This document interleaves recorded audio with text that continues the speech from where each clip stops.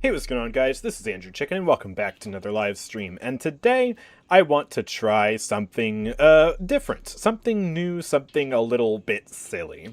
You see, there are a lot of Deadlock tier lists out there on the internet, professional players and streamers giving their opinions on the meta. But instead of making a tier list based on statistics or a pro player's opinion, I want to make a tier list based on community sentiment. So we're going to be making at least one tier list today, and I guess we'll see if we have time or the willpower for any other types of tier lists.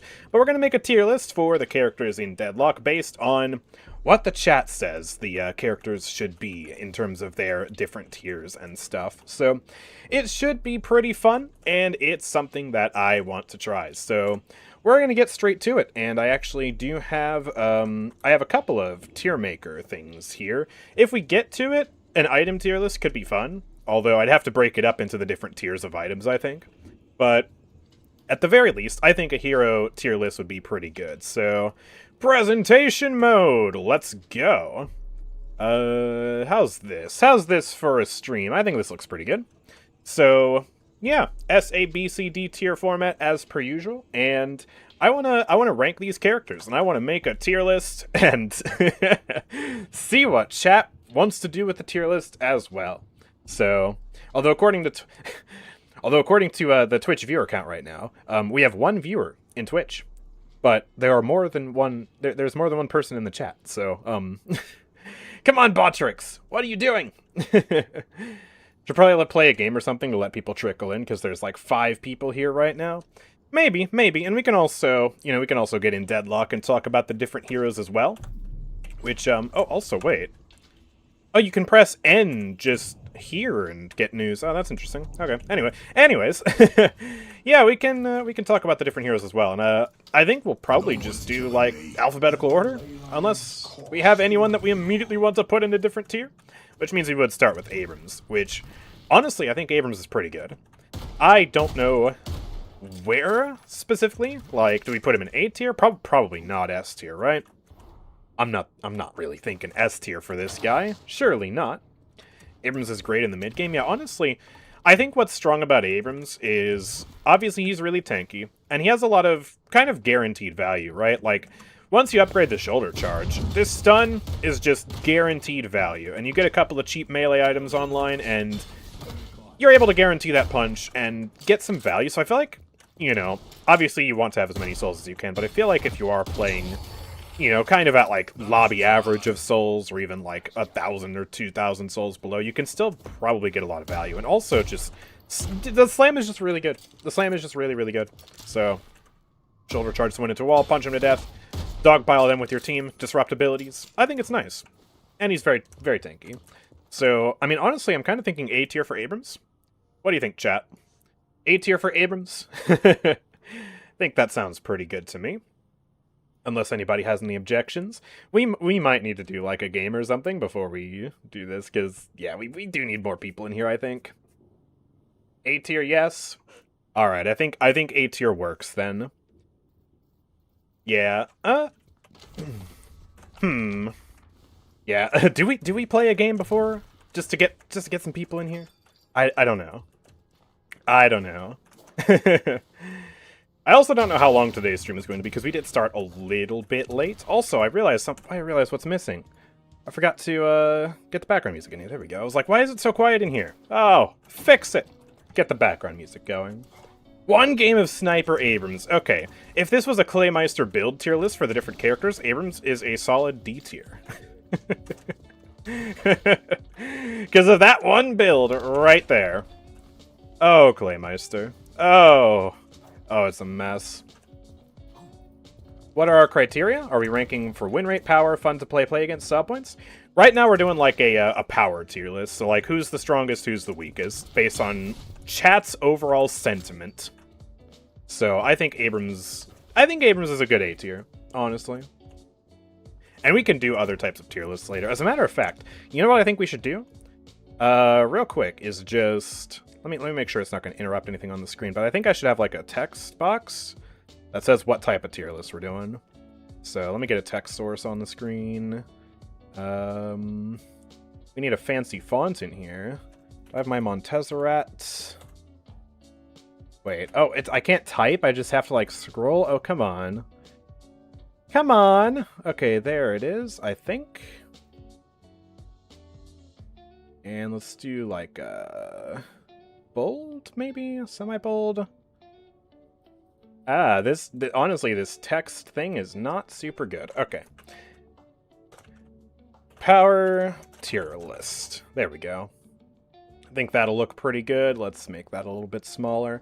Alright, there we go. So now chat knows what tier list we're making. Beautiful. Alright, let me move that a little bit to the side. It's gotta be aesthetic. On pure amalgamated vibes, I agree Abrams is low A, high B. Yeah. I think I'm vibing with that overall. Alright, next up, we have Bebop. So, Bebop, he's kind of an interesting case. I feel like he's a very hit-or-miss character. If you're good at hitting the hooks, very strong. If you're bad at hitting the hooks, very weak. And so, I think skill play is a big factor. And also, like, what's even viable with Bebop these days, build-wise? Are a lot of people still playing Gun Bop? He's great in pro play. I'm sure he is. If you hit every single hook with this character, he's a monster. In less coordinated play, not so much. Yeah, because another thing is, if you have teammates nearby to dogpile the person he hooks, then the power just accelerates and accelerates. Green Bop? Really? That's interesting. Bomb Bop is definitely problematic, because if you put the bombs on the enemies, they have many ways to debuff remove it, or just block it. It's very telegraphed, and if you put it on yourself, then, you know, you run the risk of just getting killed going in. And I feel like Bomb Bop also needs a lot of investment, because you have to get those stacks up. You have to play pretty active, but you also need a lot of items for it. Echo Shard. B for Bebop, a fair assessment, says Claymeister. I'm seeing a couple of C's in here. So I think we can leave Bebop in C tier for now. And we can move Bebop later if the vibes are off. Alright, Billy. Billiards the character. My gut is saying to put Billy kind of like near Abrams. Because he's kind of a very similar style of character. I guess the difference with Billy and Abrams, right? So Abrams, he gets a lot of value from his stun, which allows him to hit a guaranteed heavy melee. And he's also pretty tanky. Billy is also pretty tanky. Instead of the stun, he gets a little bit of guaranteed melee with the slam, and does a bit more like spirit damage, I would say. But it's a lot riskier to actually melee with him because he doesn't have the stun. So it kind of balances out. But, I mean, he is able to get a lot of value. So, I forget Billy exists, I have no opinion. What? But Billy's so fun! You go in, you slam things. It's great. What are you talking about, man? He is a riot. Oh, God, get this build off my screen. Ugh. That was gross. S tier? Do we really think he's an S tier character? I'm not so convinced that he's an S tier character. I feel like the cost of getting parried on Billy is still really great, and all it takes is one parry to kind of ruin your gameplay loop, and then he doesn't have a guaranteed melee. Highly biased, I love him. I think he's really fun, too. Do we put him above Abrams or below Abrams? I'm thinking we do still put him in A tier, at least for now. But above or below Abrams is the question. I feel like these two are really just kind of woven from the same cloth in terms of their playstyle and their efficacy. Wait, so you wanted to put him in S tier, but now you want to put him below Abrams? I guess if you think Abrams belongs in S tier, right? Alright, I think we can leave him here and we can swiftly move on to Calico. Now, Calico got a lot of buffs, and then she did get hit with some nerfs recently, but I still think she's very strong.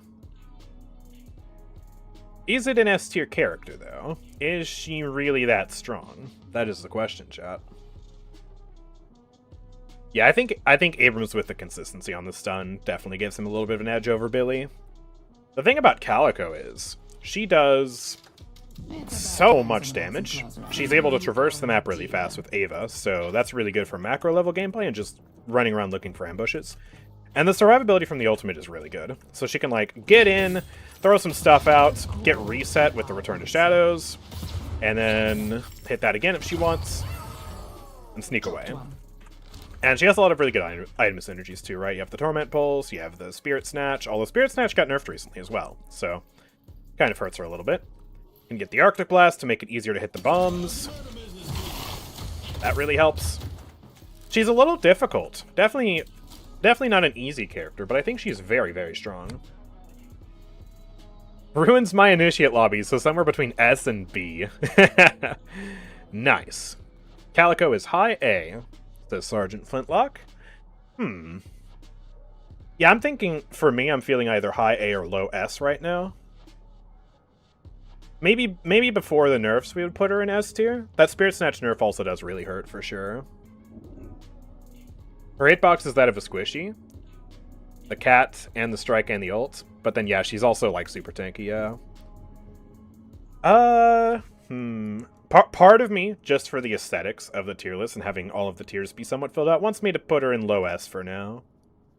But I don't know. Maybe see how many S tier characters we get. Yeah, I think what I'll do is I'll put her up here for now, and then we can move her down to high A if there are too many people in S. Is that fair, chat? I can see that. Low S? Sure, let's go for it. I like my tier list to be aesthetic, you know? Alright, Doorman.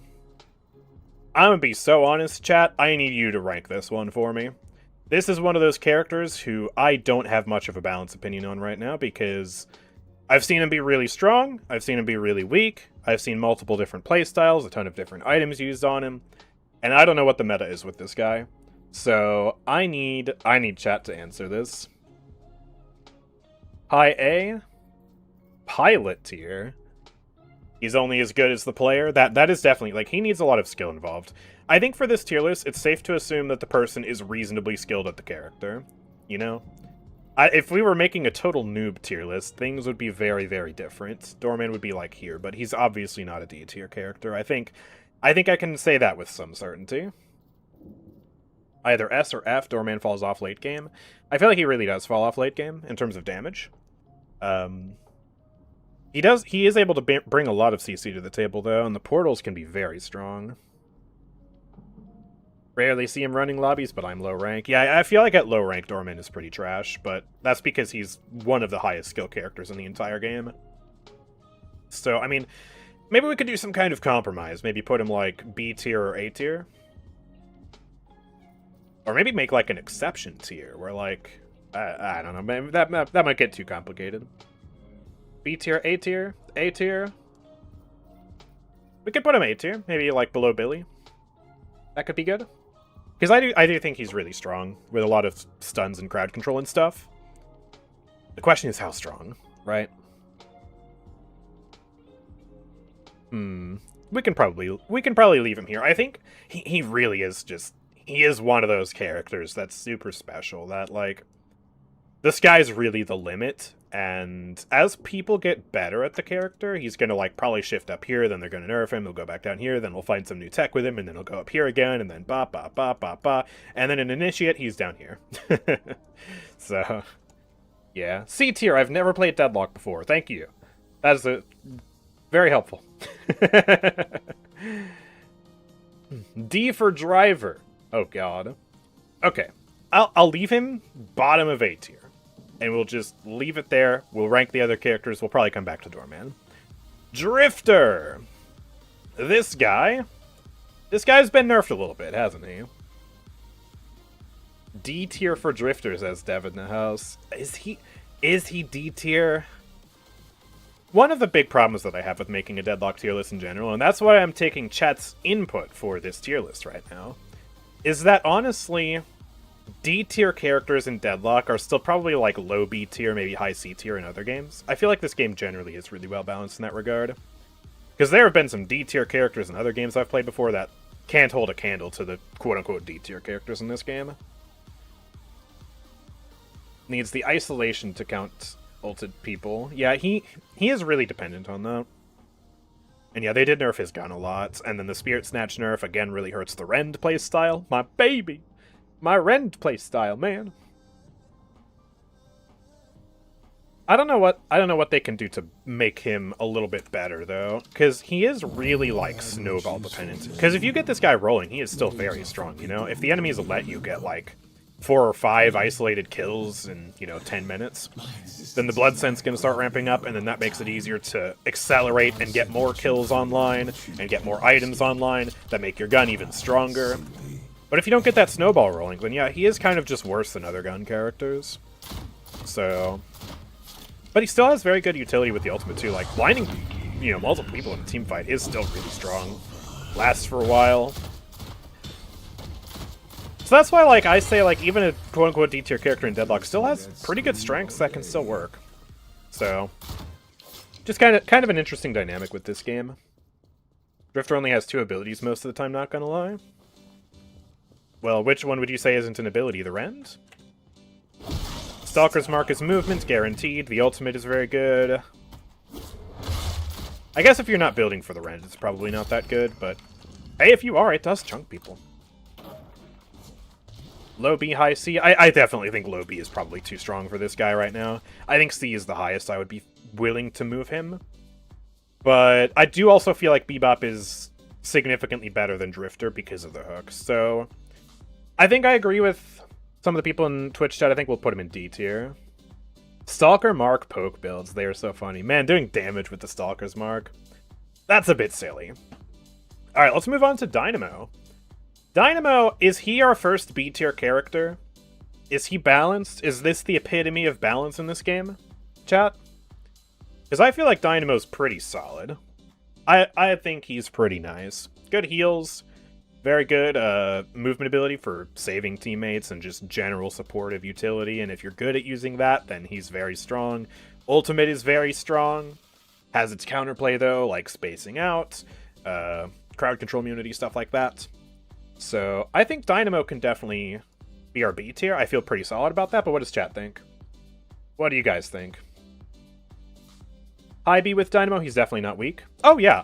For me, on my tier list, B tier is the balanced tier.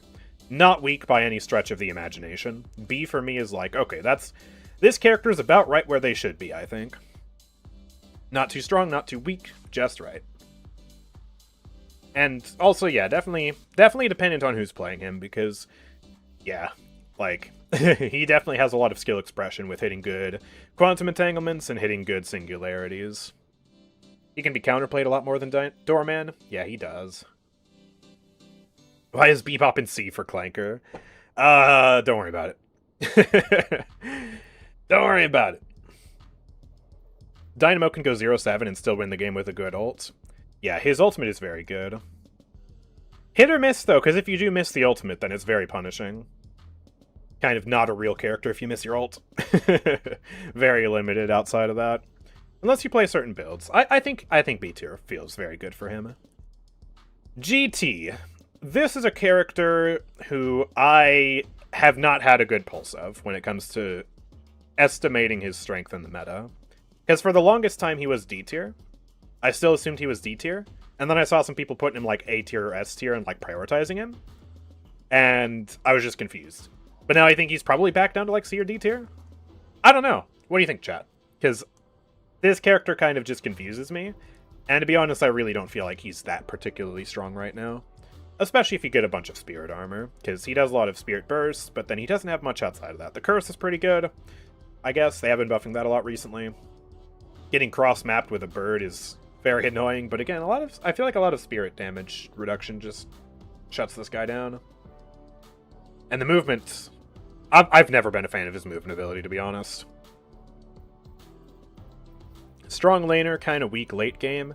Yeah, I feel like he definitely has the opportunity to fall off in late game pretty hard, because if you let the game go on to the point where the enemies are able to buy Spellbreaker, then you don't exist as a character as Grey Talon, apart from your curse. And maybe hitting a well-timed stun with the Owl. That's kind of my 2 cents on it, but I don't play much Grey Talon, and I don't see much Grey Talon either. He's not very popular. So they are both somewhat disgusting when uncountered. Dynamo and Bebop. I don't know. I feel comfortable with these 2 placements right here, and I think I also feel comfortable putting GT probably C tier, because he is still pretty good if you get those big arrows online early, start chunking people for 300-400 damage a pop 10 minutes in. So I think we'll put him here. I'm not seeing too much discussion about him either. GT's just not very popular now, is he? And yeah, also, okay, Claymeister brings up a point about burst damage. Yeah, other characters have better burst damage than him and also have something extra that they can do that's impactful. Like Calico, for example. She also has a lot of burst damage, but she's also an initiator who's very strong, very tanky, and she also has better, like, I guess Grey Talon's ultimate is pretty good map presence, but Calico can just be anywhere she wants at pretty much any time with Ava, so she has a lot more strength going for her. There's another character I was thinking of that I had in the back of my head that I was kind of thinking of comparing to Grey Talon, but then I forgot about who that character was. So, is it Holiday? I think it might have been Holiday. Holiday also had some pretty big kegs with her barrels, right? Can get some burst on that, but then she also has the lasso, the jump pads for movement. I don't know. I feel like he's just, yeah. Let's move on. Let's talk about Haze. All right, chat. Where are we putting this character? Pocket's another good one. Yeah, a lot of burst, but also survivability, mobility. Affliction is huge. So, where are we putting Haze? I feel like she's generally good, but then also, I don't know what Haze players are doing at the higher levels of gameplay. Like higher levels than I'm at. I'm at Ascendant 6. I think she's pretty alright, but I don't know if she falls off at Eternus or not.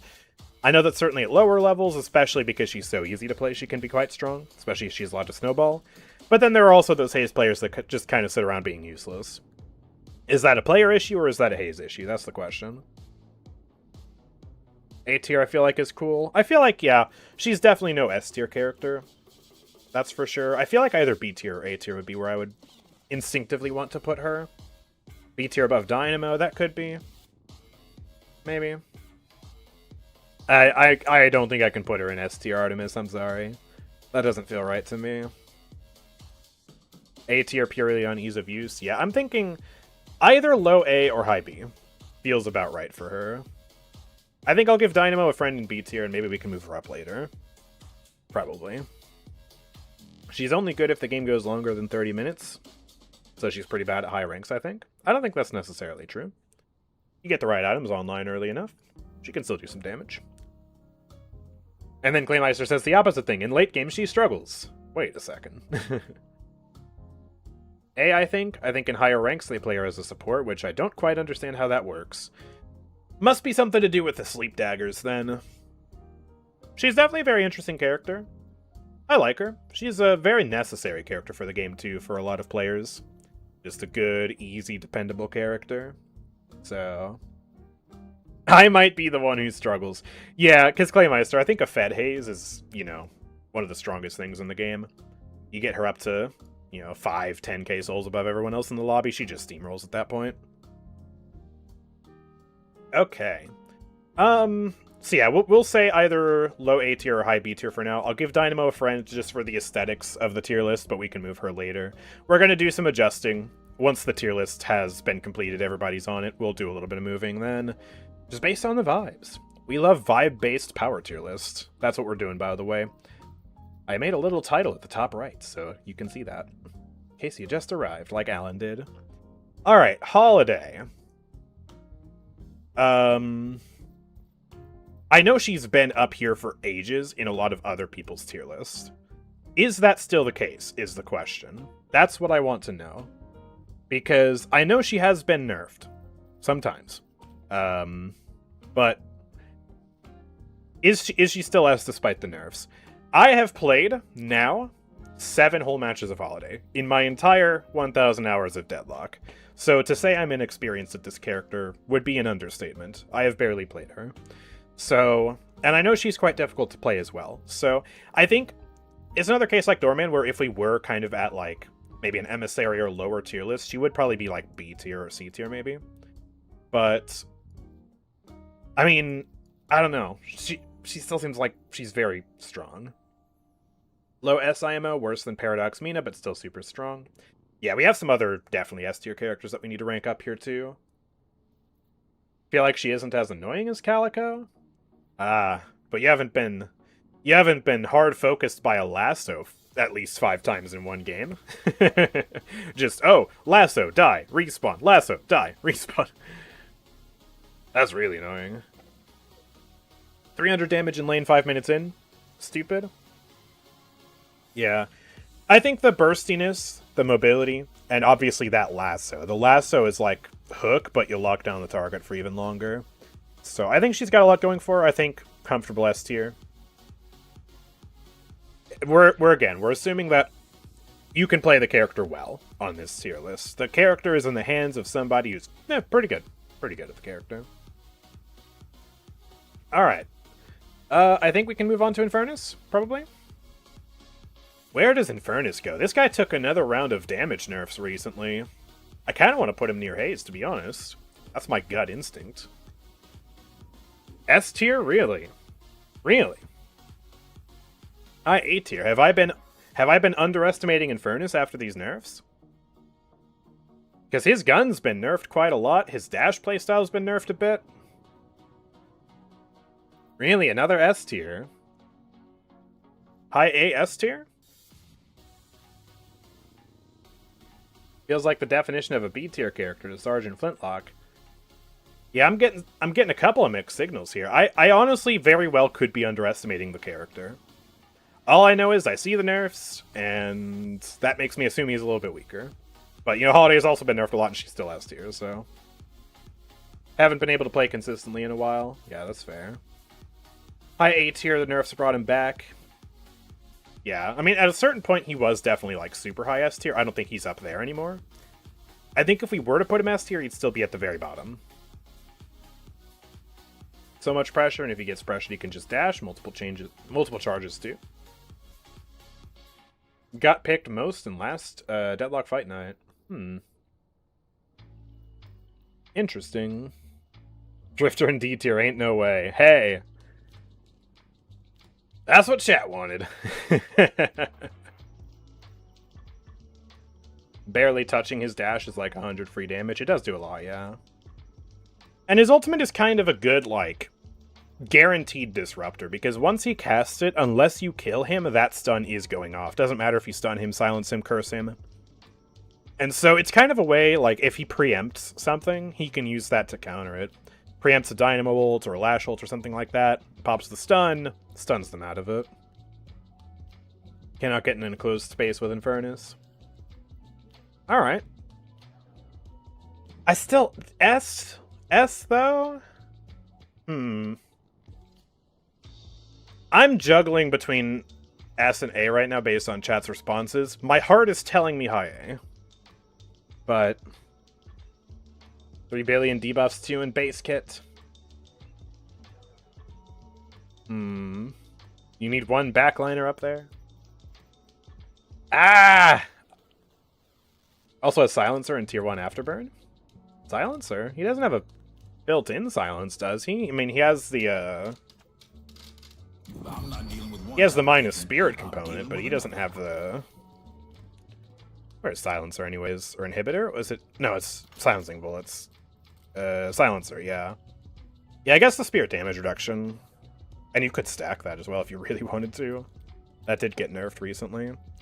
He has a lot of things in his upgrades, too. It's kind of crazy. Napalm is a massive damage debuff. Look at that. 40% damage taken, 10% lifesteal, 33% healing reduction, minus 20% spirit damage, and you're always using that with Napalm, usually. And then... Flame Dash also puts that minus fire rate on them. So you got a lot of inbuilt debuffs, and then you can add more on top of that. Alright, alright. I'll put him low S tier. Alright, you've convinced me. That feels alright. Okay, Ivy up next. They really nerfed Gun Ivy. I think before the nerfs, you could maybe even make the case for Ivy to be low S gun. Like, she was a crazy gun build. After the nerfs, though, I don't think there's any way she's that high. So the question is, A tier? Somewhere? Up here? Maybe? No idea. Claymeister has no opinion on the Ivy. My gut instinct is somewhere in A tier, but I could very well be wrong about that. She's definitely not the strong gun carry that she used to be. She can still do it, but it's just not as ridiculously broken. She needs a lot of souls, but she also has a lot of guaranteed utility. It's kind of another situation where, no matter how many souls you have, you do still have some stuff that's guaranteed to be very helpful. Stone Form, immunity, and a stun. You can use that to cancel a lot of ultimates or dodge a lot of ultimates. You know. It's her own personal built-in ethereal shift that stuns you at the end. And then just picking up allies, sending them in, taking them out. That's very good. And the Kudzu wave clear. She has some of the best wave clear in the entire game, which allows her to either stop enemy pushes or just really get her own push going. She's a very good split pusher because of this mobility. So I think there's a lot of really good just inherent utility to this character that makes her pretty strong. And the lasso, or the tether too. Even just being next to one of your gun carries who's stronger than you will buff them. So, you know, you give them fire rate, you give them lifesteal, replicate the healing, and if you play a support-based Ivy, that can be very good for them. So I do think A tier is a very solid spot to put her, to be totally honest. Is that what chat's feeling? Dennis says A. High A from Fax. I think Gun Ivy was just a response to all the gun character nerfs. Spirit was always the one true Ivy build. I think Gun Ivy is a very valid playstyle. The tether obviously buffs up her gun, so that's quite strong. And I think it was definitely too strong. I think they definitely needed to nerf it, but after the nerfs, I mean, we can't act like that's an S tier build anymore, in my opinion. High B, low A, good utility, hard to kill. Yeah, do we put her above Abrams and Billy or not? Do we put her above Doorman? I feel like this is very aesthetic, but, you know. Vibes are one thing, accuracy is another. You can. Is she stronger than Abrams? I mean, I feel like Abrams is probably stronger than Ivy at the end of the day. Very tanky. Very good stun. With Phantom Strike, a more consistent stun, arguably. I don't want to separate the melee bros either. I think I'll put her above Doorman. I think Doorman can sit below Ivy. Alright. Well, it's Calvin up next. So, how high in S tier are we putting Calvin? Where in S tier does Calvin go, chat? Don't think Abrams is that good to be on top A tier. I think Abrams is pretty good. I don't know. We can move him later, but I like him. Best hero in the game, hands down? You think he's that strong? Austrian painter tier. Guys, whoa. Alright, Calvin at the very top. And I guess do a bit of explaining in case someone's out of the loop on Calvin. And help me out here, chat, if I get anything wrong, because I don't play Calvin that much. But Calvin is a utterly disgusting laner, because he has so much damage and mobility in the early game. You get the Arctic Beam up to level 2, and you can just fly up in the air and just beam people. You get a good line of sight, and you do a ton of damage, you slow them down. That slow also enables your lane partner to do even more damage to them. And if you get the grenade at tier 2 as well, you're also able to do damage to the enemies, heal yourself. The Dome is the highest healing ability in the entire early game, and also just traps enemies, and is really good for setting up kills or saving your team at all stages in the game. And the mobility also allows him to rotate across the map with himself and his teammates. That speed boost on the ice path also applies to his team, and so it's good for transporting urn, good for just rotation in general. He does so many things that make him a really strong character in the lane, and then a really strong support later on. Dome is kind of uncounterable. Yeah, Dome is also, another thing about Dome is it freezes objectives. So if you have a walker or something that you need to defend, then the Dome buys you critical time to completely freeze it and prevent it from taking damage. And alternatively, if you want to disrupt an urn fight or a rejuvenator fight, either because you're defending it for your team, or you're trying to steal it from the enemy team, then the Dome will also freeze the rejuve crystal, prevent it from being punched, and so then you have time to fight it out. And it also freezes the urn. So it's really powerful in that regard. Freezing any objective in the game, there's only one character who can do it, and it's Kelvin. And that's very strong. And he's pretty tanky too, yeah. I don't think people are playing much gun Kelvin anymore, but that was also really surprisingly busted for a time. He had pretty good gun scaling. So, yeah, and yeah, they did nerf the cooldown of the Frozen Shelter recently by like 20 seconds. Before that nerf, oh my goodness, 150 second cooldown on this thing? That's crazy. That's simply crazy. So he is a really powerful character. One of the strongest laners in the game, builds into one of the strongest supports in the entire game. And when played right, is the absolute backbone of your team, and someone who's just really, really tough to beat. So yeah, easy S tier for Kelvin. There we go. And he likes trans cooldown. Yeah, if you get a lot of active items, you get a rescue beam in there. Yeah. You get so much cooldown reduction on that. What other active items you build on Kelvin anyways? You could get a fleet foot for your ice path. You could get a knockdown. Oh yeah, I was experimenting with the build, by the way. Don't worry about this. You can get a Divine Barrier if you want to go super support. You could even get Healing Nova, sell the knockdown for that, or something.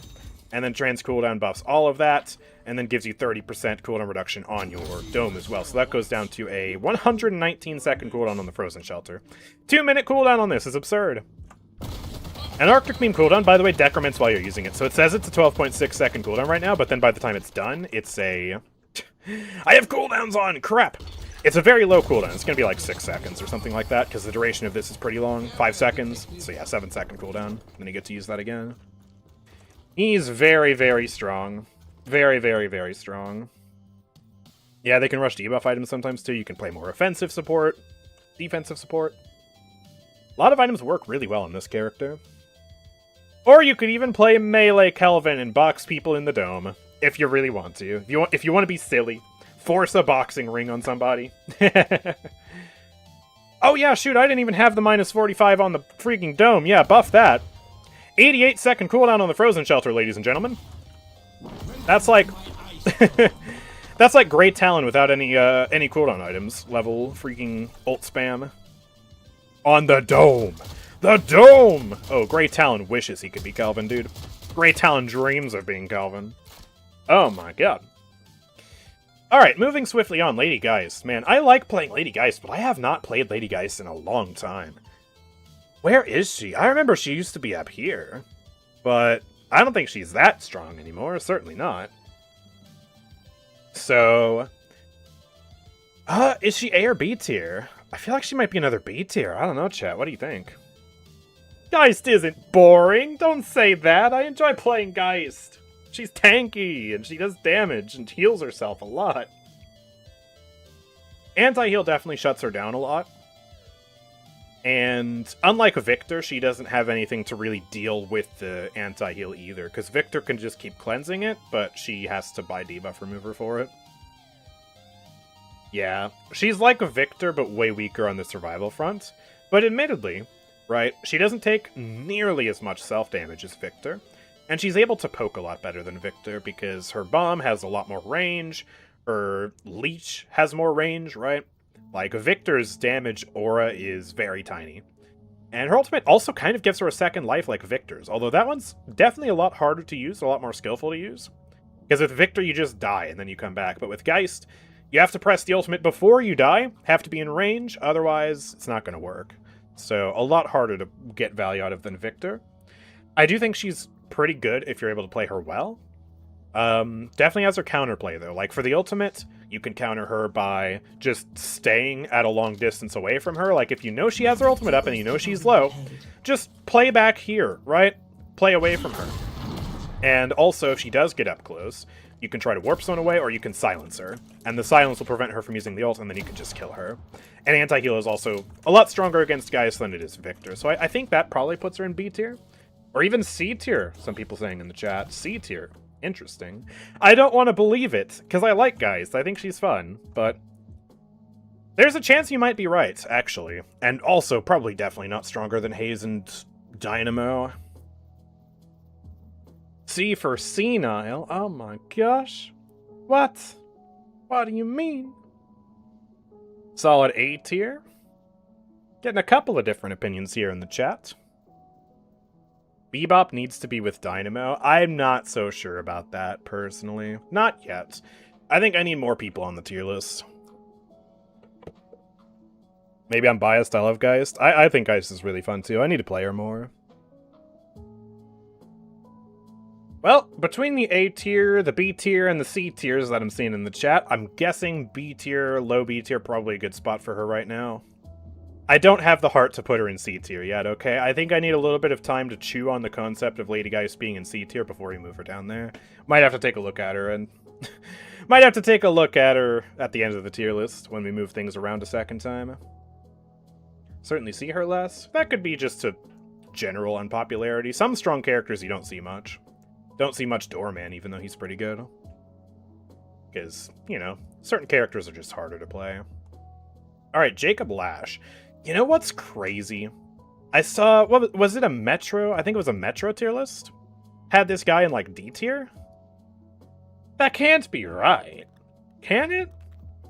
I mean, certainly, I don't think Lash is particularly the strongest character in the game right now. Not even close, because I think Lash is one of the most counterable characters in the entire game.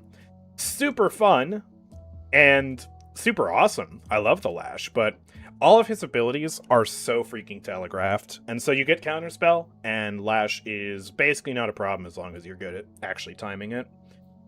He does still get a lot of value, though, if you're able to play him smartly, bait out enemy cooldowns, silence them, and his ultimate can win games. No doubt about that. You get the right Lash ult at the right time, especially when the enemies have used some of their cooldowns, used their Counterspell cooldown, or used their, like, Viscous Cube cooldown or something.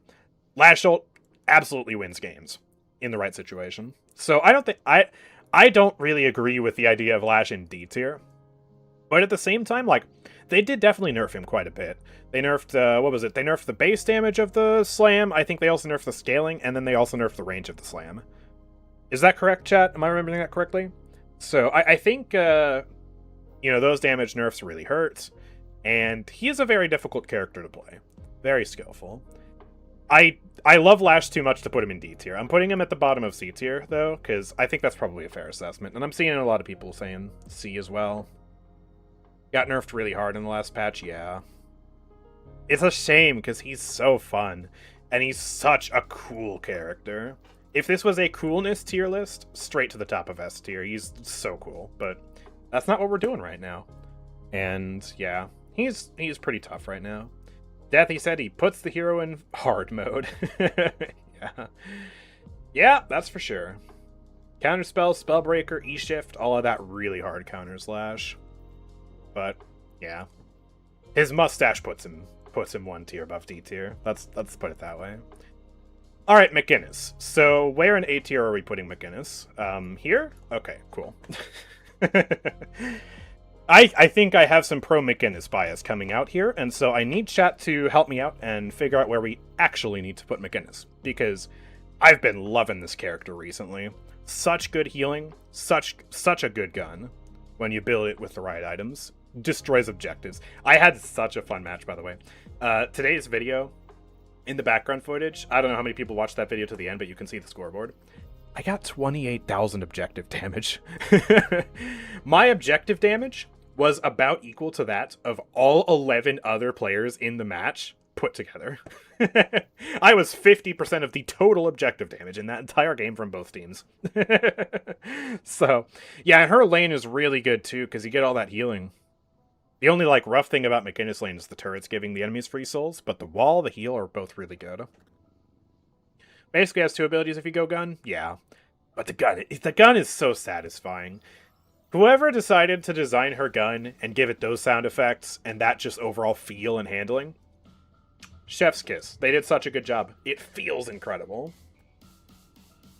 Falls off late unless she specs full gun and becomes the carry. Well, I mean, a lot of people are building gun nowadays, and her objective pressure is pretty much unmatched when you build her for gun. Really good objective pusher, good split pusher. Good farmer, too, if you get the Tesla bullets online early, get the Cultist Sacrifice. And the healing is so good. And another thing that's really good about McGinnis, check this out. So, McGinnis, with the Healing Spectre, is able to heal her entire team, and when you upgrade it to Tier 1, you give all units 35% fire rate. But then, you get Healing Tempo online, and that adds another 40% to all the people you heal, as well as a movement speed buff. And then you get Heroic Aura, and that gives you another 30% fire rate, and 2.5 meters per second move speed, and a passive 15% bullet resist. And so you throw all of those together at the same time, and you can potentially give your entire team 105% fire rate, and a lot of move speed, and a lot of heals. It's disgusting how good that is, and I mean, if you have a McGinnis on your team, and she's got these 2 items online, and you try to go mid, that mid boss just evaporates. It dies in like 2 seconds. It's actually insane how good that is. So even if the enemies do buy anti-heal against her, which they should, sometimes the healing is just so strong it doesn't matter anyways, with the healing tempo online. But also, that buff that she's able to give her team, that is very tangible support. And if you have other gun builds on the team, they are going to love that. But yeah, she has no mobility and escape. And she also, yeah, she's very dependent on getting certain survival items like counterspell and stuff to stay alive. And she's very dependent on staying in the medicinal specter, but sometimes that can limit her. Because if she puts it down in a bad spot, then she's going to want to either try and stay in that and just tank it, but that can be risky. Or she needs to leave the Healing Spectre, and then with the Healing Spectre down, she's a lot easier to dive.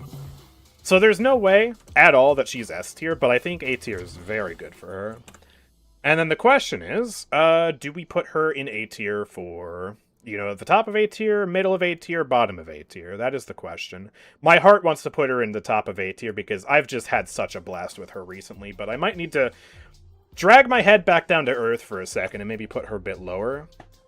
I need chat to help me out. So, low A tier, high B tier, bottom of A tier. Yeah, I can see that. She has counterplay for sure, but I think she's definitely still very strong with the right build. Low A, high B, a second person says in YouTube chat. I feel like her problems with the ult and the turrets and the need for good positioning. Yeah. If you do build Spirit, though, the ult is surprisingly good. Without Spirit, the ultimate is the worst ultimate in the entire game, but with the right build, I mean, it's not a meta way to play McGinnis, but it's not like... I've played far worse things than an ult McGinnis build, I will say. Above Ivy, you think? That's interesting. I actually... Maybe not. Because Ivy does have a lot more mobility. And the stun. Below Doorman? She doesn't have Portal's luggage cart since he can't send you to the Baroness, so below Doorman. Ah, yes. Higher than Doorman, probably. We could do that. Maybe we do above Ivy, maybe not. I think we'll settle on here, and we'll probably put some other characters above these 3 in A tier, to be totally honest. So, Ivy more versatile? Maybe. Below Ivy? Alright. I'll move her here, and then we'll move on. And we've got Mina up next. Oh boy. So where in S tier does Mina go, chat? What is the deal with Mina? You know what's really funny, chat? Look at this. Look at my skill rating with the Mina right now. Look at that. Oof. Oof, look at that win rate. She's really not for me. She's really not my type of character. So, yeah. I'm gonna need chat to help me out with this. I actually don't know too much about what makes her, like, so overwhelming either. So, like, I'm guessing it's probably a combination of high burst damage, especially, in a sense, kind of hybrid damage, because you've got gun and spirit, but she does end up doing a lot of spirit damage later on. So you get a lot of bursts there. You get a lot of healing on lane as well. Good sustain there, and just sustain and farming throughout all stages of the game. And then the Sanguine Retreat. It's both a really good movement ability and also a good survival tool, because if you time it right, you get a full second there of pure immunity, which lets you block all kinds of things. It's basically an inbuilt counterspell times 2. Very strong. Very good spirit nuke. And also, in a team fight, if you're grouped up with your team, you have other people shooting you, then the ultimate, especially when you get stacks and it lasts for a couple of seconds, not only does it do pretty solid damage, and it procs love bites, but it also silences the enemies, as long as you are consistently hitting them. And that silence can set up the kill for your team. You have other people, you have like a haze or something looking at that person that you silence, they're as good as dead. So, she has really good synergy there. Although it's not able to bust objectives quite as well as it used to. It used to be so busted. Before they nerfed the damage and before they nerfed Spirit Burn, my god, that was disgusting. That was so good. High S next to Holiday. Yeah, that feels probably about right. Now, is Holiday better or worse than Mina? That's the question, chat. Do we put Mina above Holiday or not? Both of these characters, look at this. Look at this. Both of these characters for me, straight up, I don't play them. My 2 least played characters in the entire game. So, whatever chat says about whether Holiday or Mina is better, I am going to take you at your word. I have no opinion on the matter. I have absolutely no opinion on the matter. This is all chat. Above or below? Mina should be number 2 in my opinion. Mina is better than Holiday. Holiday is stronger IMO. Above. Mina slightly higher. Mina better. Okay, vast majority of people saying Mina is better than Holiday, so we'll put her up here. Talk about 2 characters I have no idea how to play. Oh my god. I know this isn't relevant, but the sound of her gun is like nails on a chalkboard. You think so? I don't think it's bad. I don't mind it. I guess it's a little scratchy, but like when the bats come in for the reload a little bit. She is a very well-designed character aesthetically, though. Like, this is absolutely top-notch character design.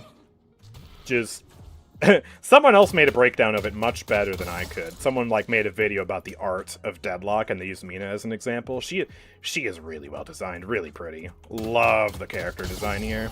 Valve they always knock it out of the park with these character designs.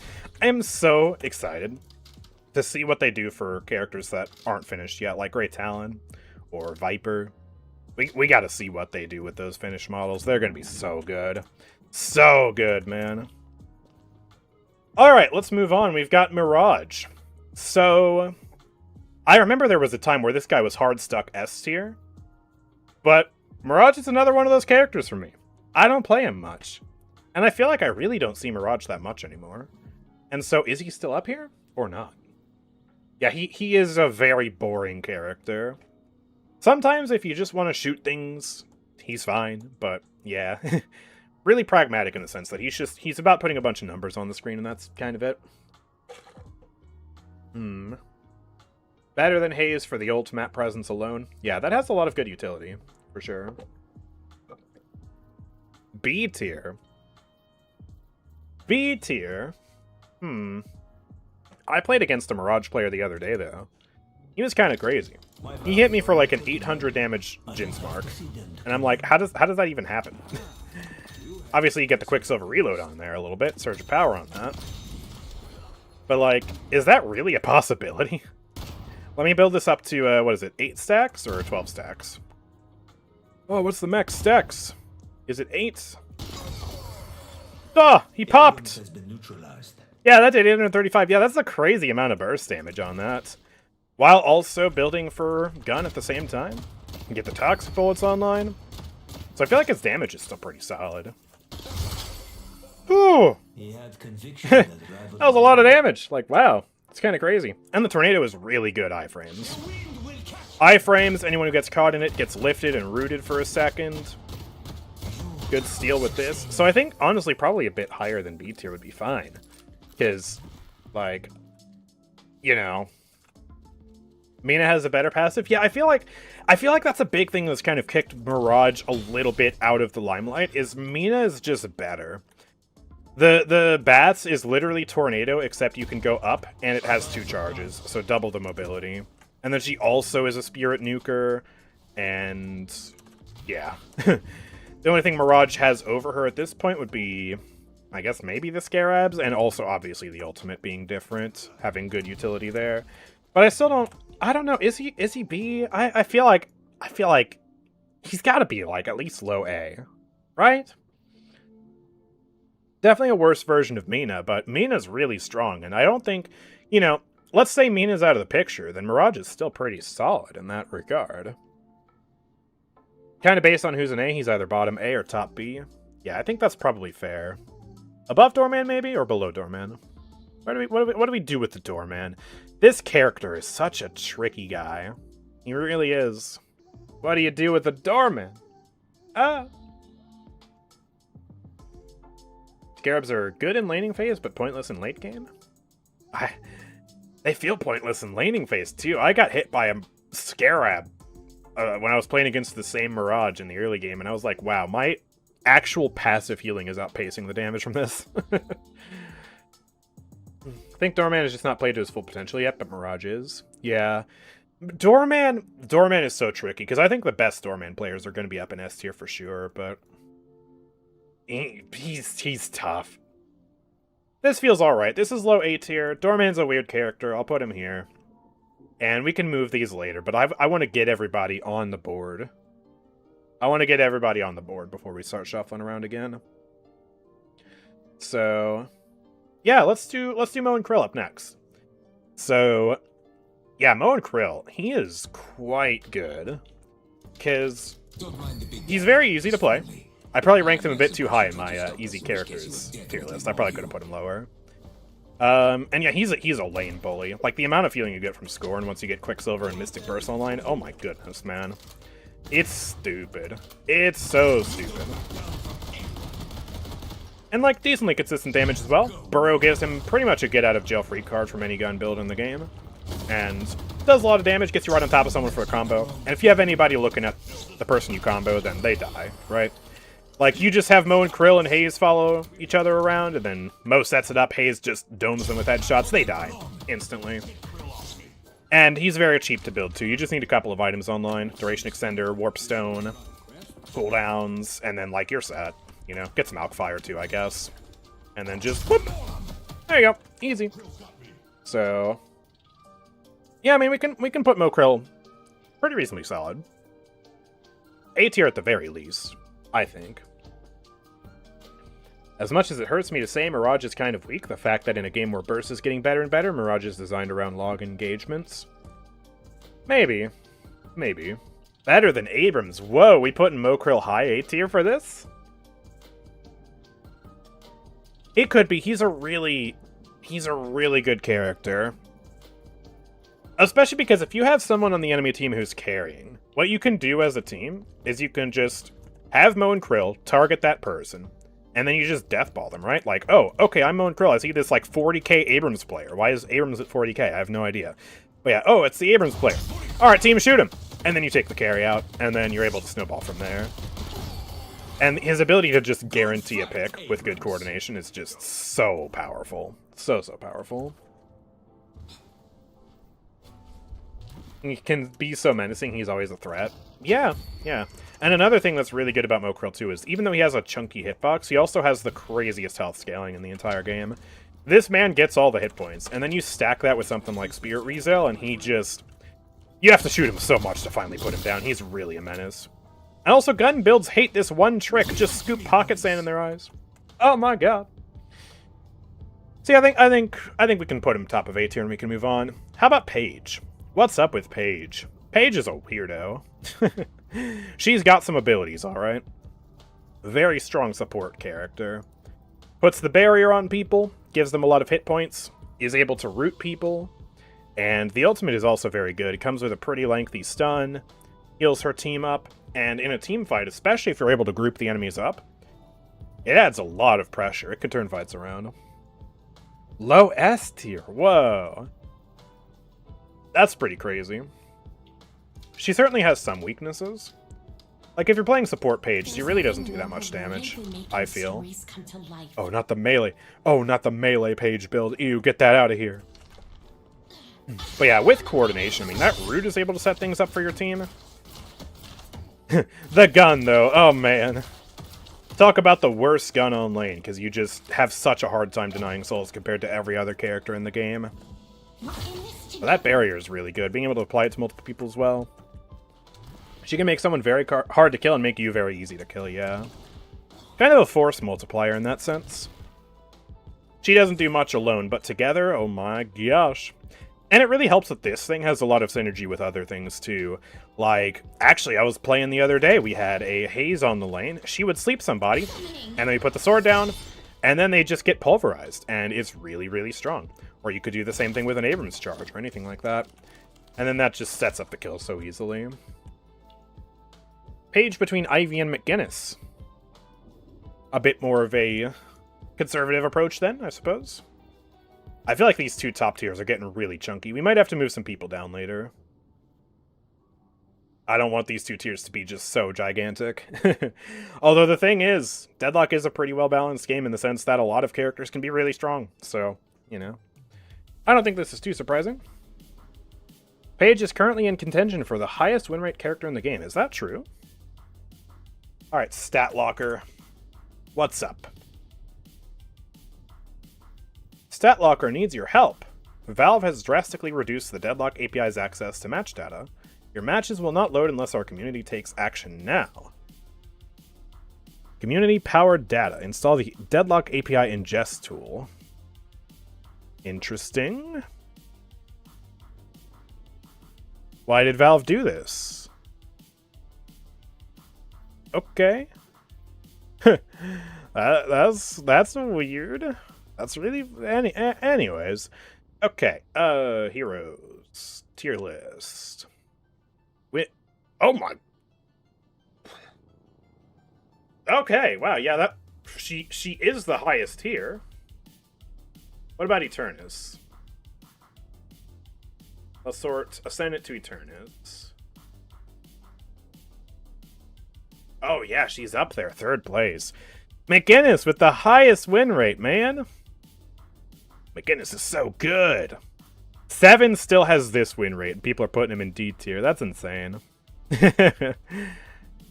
Yeah, that's a really good win rate for Paige then. Wow. Alright. Valve wants the data for themselves. No, Valve should totally let StatLocker have data. It's such a helpful tool. Alright. I feel comfortable putting her here for now. She still needs teammates to overall, you know, make her work, but when she has competent teammates and she plays with them, yeah, she is a very strong force multiplier. Makes them tankier, roots the enemies, very good. Alright, now where in S tier are we putting Paradox? Up here, maybe? She's below Holiday, right? Or is she above Holiday? Paradox is bad? What? What? Most reasonable and sane Claymeister take? Paradox is kind of similar to Holiday in the sense that they both have pick ults and they both have burst.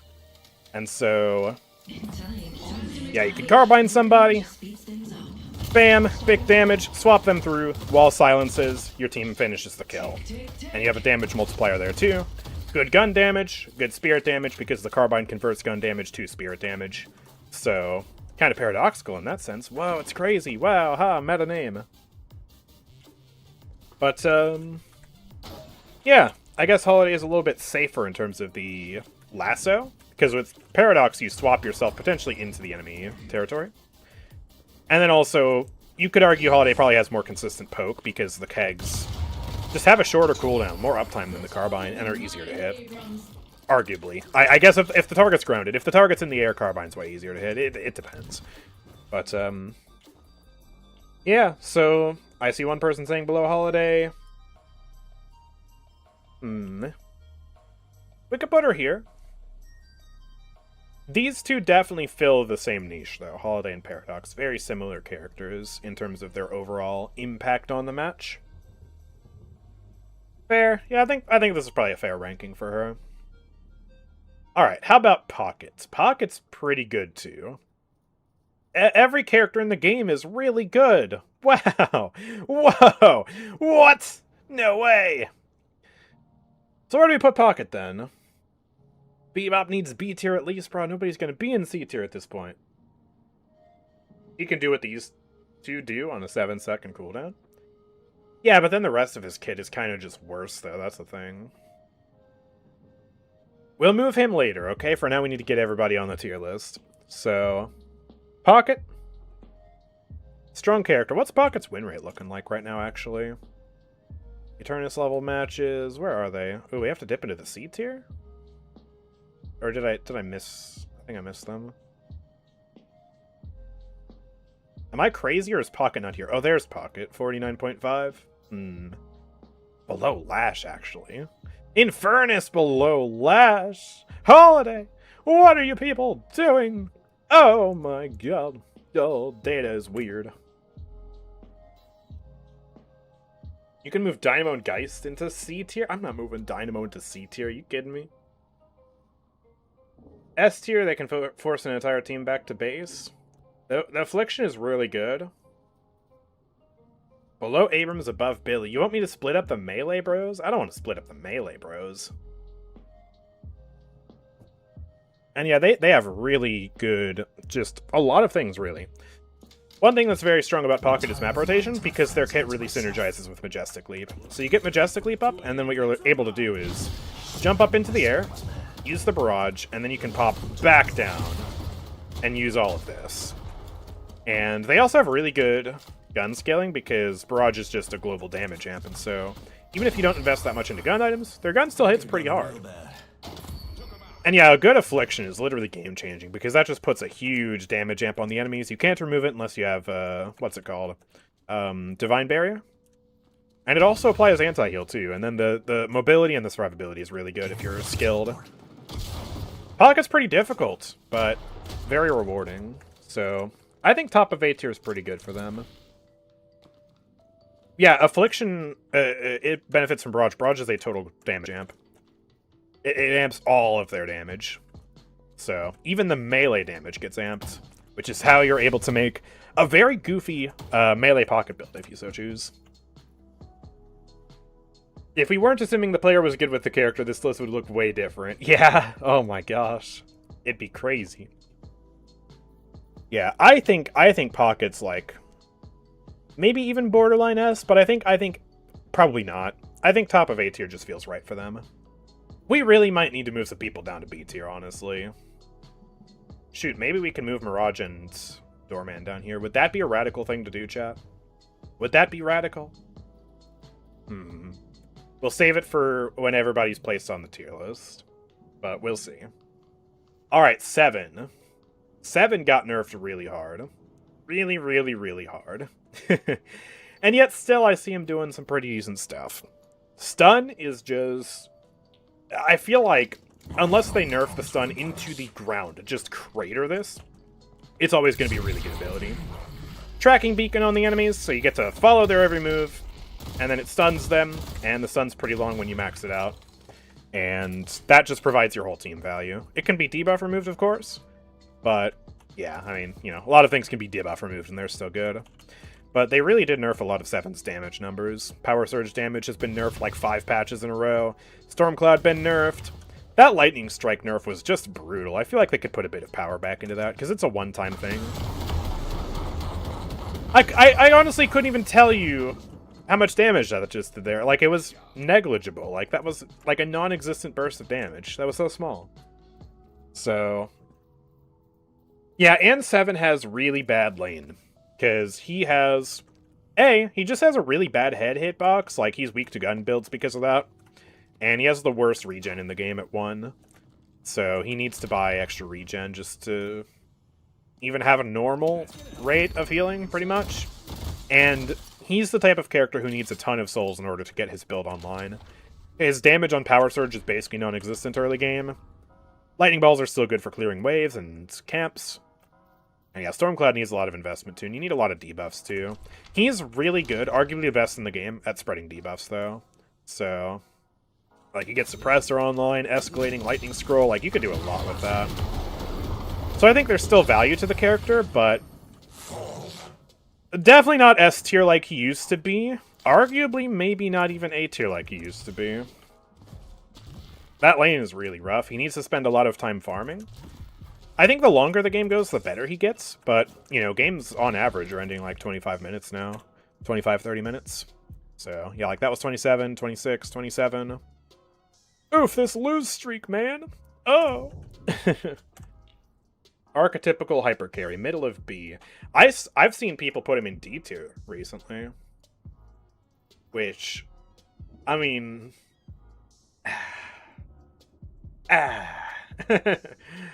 That's a bit rough. I think he can still get some good value, but he's not nearly as strong as he used to be, so... Shoot, you could maybe even make the justification for, like, high C, low B, something like that. The nerfs have definitely hit him hard. Even I, as a 7 main, have to admit, he's not feeling as strong anymore. C tier, B tier. Yeah, I don't know. We could maybe put him here. And then we could maybe move Bebop up. Maybe I'll listen to the Claymeister pick. Put him low B. Still putting Lady Geist above him for now. Another thing, by the way, that's like really silly. Let me show you something really silly. So, you know how a lot of people buy Tesla bullets these days? And some people even dare to be bold and upgrade to Capacitor against certain characters. Well...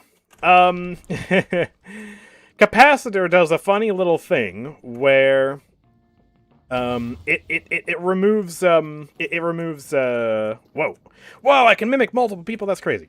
But it removes Power Surge. So like we buy a Capacitor, right? Power Surge up, and then Infernus just removed my Power Surge. So if you ever play 7 Power Surge build against a Capacitor user, then you're not playing a real character anymore. They just Capacitor, and then your main ability is gone. So that's a funny little tech you can do against 7. Just in case you were curious. So, yeah. We're telling into D tier for the lulz. I think I'm just gonna leave Drifter in D tier for now. Poor guy. Okay. Well, yeah, I think I'll leave 7 here.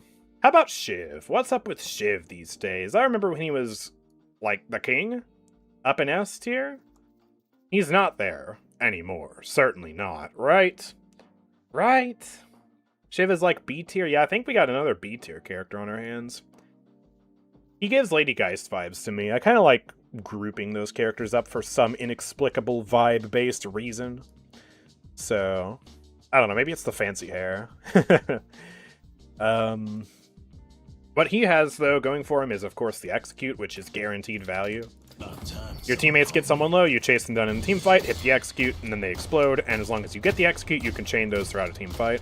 He's very tanky, he has good consistent damage with the daggers, constantly putting pressure, and the dash can hit pretty hard, especially if you prioritize this in lane.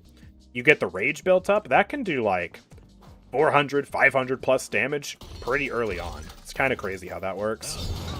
Can be a very big component of your damage. They're both high class, yeah, kind of. High society people, fancy people. Yeah. So, above Dynamo, you think? Could be interesting, yeah. I could see that. This feels clean for the vibes. This might be slightly more accurate, though. Dynamo can move into sleep. Why do you hate Dynamo, Claymeister? Why do you hate Dynamo? I feel like Dynamo's B. I don't know. I like Dynamo. He's balanced. Ah! I'm gonna do this because this is aesthetic. Look at how aesthetic their profile pictures are too. You got like one going left, one going right. Look at that pretty. This is why I'm the best at making tier lists. We sacrifice accuracy for vibes in a case like this. Kinetic Slam cooldown is so long. Yeah, but like his ultimate's really good, Quantum Entanglement's really good. Let's move on. We'll talk about that later. We're almost done placing everybody on the tier list. Over an hour later. Alright, where does Sinclair go? This guy is kind of another Doorman-style character where he is very, very difficult to play and a very high skill ceiling character. So, top of B, A tier. He's another one of those characters who I know almost nothing about. The vast majority of my experience on this guy is Melee Sinclair, when that was a trend. You punch people while they're bunny rabbits. It's very funny. The Vexing Bolts hit like a truck, though. It's kind of like Grey Talon, except it does more damage, but it's harder to use. And the things you can do with the Spectral Assistance as well are kind of crazy, because you can put this down, you can go halfway across the continent, and then teleport back, which actually makes Sinclair pretty good at split pushing, or potentially even going in for a Rejuve steal, because you can bunny hex people, and then if things get too hot, you can teleport out, hopefully before you die. And also his ability to steal ultimates. Like, he can steal a Dynamo ultimate, or a Lash ultimate, or anything like that, and have it be on a much shorter cooldown than those characters, because he only copies 50% of the cooldown, which is ludicrous. Why is that a thing? That's stupid. I hate it. I always have hated that. It's really annoying. But that really gives him a lot of skill potential, and we're assuming that the player is pretty good at the character on this tier list, so that does make me want to rate him somewhat high. He can nuke, but besides that, he can copy ultimates and steal mid-boss, which are kind of not as great as Doorman. Yeah, Doorman has similar functionality with the portal, and with the portal he can also bring the rest of his team along for the ride too. So, yeah, top of A tier, or top of B tier, maybe bottom of A tier. But we got so many people in A tier, and I'm probably going to have to move some people down, so I think we'll put Sinclair above Hayes for now. And we can maybe even move Sinclair later. I don't really know. I don't play much Sinclair. I'm not much of a Sinclair expert. Shocking, I know. So, alright. So where in S tier are we putting Victor? Whoa, this guy. Man. Victor is another character that I have a love-hate relationship with because he's actually quite fun to play, but man, he's got to be the most annoying character in the entire game to play against because you kill him once, and then he just comes back. And you don't even get souls for it. You don't even get kill credit for it. Like, at least make the little number go up. Say I got a kill here, please, just to make me feel a little bit better. And also he's able to just kind of suicide bomb objectives, and he does so much damage, and then he buys Ethereal Shift, and then you can't even hurt him, and he doesn't even hurt himself. And then he cleanses debuffs on a pretty low cooldown, because you get reactive, or a rapid recharge like that, and then all of a sudden, oh, you've got 3 of these? Wow, that's like so cool. His lane is probably like the weakest stage because he is pretty item dependent. But even then on lane, you get the pain battery charged up, that starts to hit for 200 damage easy. Just need Mystic Burst. So he does a lot of things very strong. Why is Victor even a thing? Yeah, he's a very tough character for Valve to balance.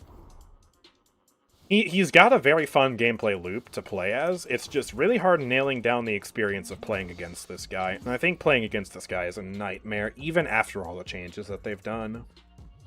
E-Shift should remove Aura. Honestly, I think that would be really fair.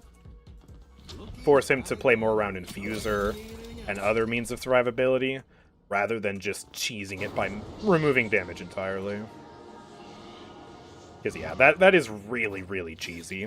And honestly, I think one thing that would be great for both Victor and the Rejuvenator is to give, if not full souls, at least partial souls for killing someone who either has Victor ult active or the Rejuve active. And also, make the kill number go up, even if it's just an aesthetic thing, right? If I pop a Rejuve, I should get +1 kill up here, or +1 assist. Because, like, that's veritable, like, tangible impact on the match, but it doesn't reflect in the scoreboard, and I feel like just for the purposes of ego and feeling good about your performance in the game, I want that number to go up, man. Like, that would genuinely feel so much better to play as, even though it means basically nothing for the actual game. So, alright, so yeah, where in S tier do we put Victor then? Above Infernus? Maybe? Possibly? I don't know. Above Calico? Ah, Victor's the best character in the game. Nah, that's not quite true. Victor with ult and Rejuve. Yeah, you give this guy a Rejuve, the game is already over. Is it possible to win the game against a Victor player who has Rejuve and ult? I genuinely don't think it is. Has that ever happened before? Probably not. Maybe an initiate. Above Mina, below Infernus. Two very different opinions there. Very, very different opinions there. Maybe someone from the YouTube chat have any opinions on that? Man, I need more to drink. Did not bring enough water or tea or coffee or anything. Whoa! He's so annoying. He's like Mussolini to Calvin. Oh my gosh. Oh, talk about a combo right there. Victor and Calvin. Just end the game already at that point. Another person saying below Infernus. Alright. Part of me wants to put him, like, slightly above Infernus, like back here. Another thing is, can we really say Victor is stronger than Infernus when Victor hard counters Infernus? Because, like, oh, you're on fire? Oh, that's cute. Anyways, no more fire. Oh, you built up the fire again. Anyways, he just keeps cleansing it over and over and over and over and over and over and over and over and over and over again.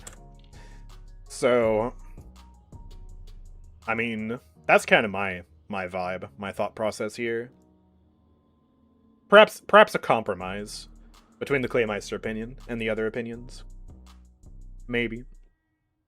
Alright, how about Vindicta? Vindicta goes like up and down and up and down and up and down and up and down. She's kind of volatile, depending on how they balance her. Right now, I don't think she's up here. She's probably a bit lower, A or B tier maybe. Because something they did recently, somewhat recently now, I think, has it been like a month since they did this change? I don't know. But they nerfed the stake by making the tether radius much larger, so it traps you in a much longer area. And they also, I think, nerfed the duration. Is that correct? So, you can still play Grill Dicta, but it's just a bit worse now. So, you can still throw both of those down, throw the Crow out, Echo Shard the stake, and that is still very strong, but not as much as it used to be.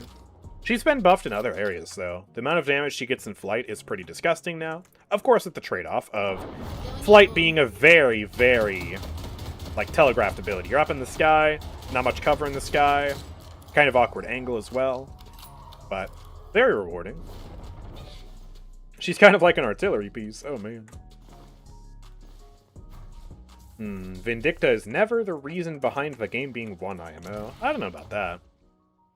The sniper rifle is also interesting because, you know, it can do a lot of damage, but then sometimes it feels like it doesn't do enough damage. But then also, if you start getting a lead early on, where you get a bunch of early spirit items, and then you buff up the assassinate, you start doing like 500 damage with that, 600 damage plus. And then you get those souls, you can snowball from that. So, that is a strategy, but, you know, it's kind of match dependent. Almost a little bit like Drifter in that aspect, where Drifter also needs to snowball. You need to play non-Grill Vindicta someday. I don't need to play Vindicta someday, actually. And any Vindicta. I'm not really a fan.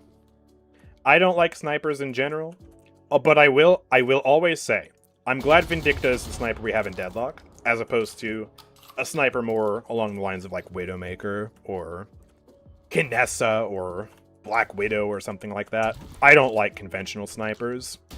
Vindicta fits much better into this game. More of a MOBA character. But, yeah, B tier? High B tier, maybe? That feel okay? Does that feel appropriate? She's another character I don't have much knowledge of in terms of her state in the meta right now. Sure. Sure! Yeah, let's do that. Hey, nice. Yeah, let's go. Yeah, she B. Alright, even Dennis agrees B. Alright, we're putting her in B.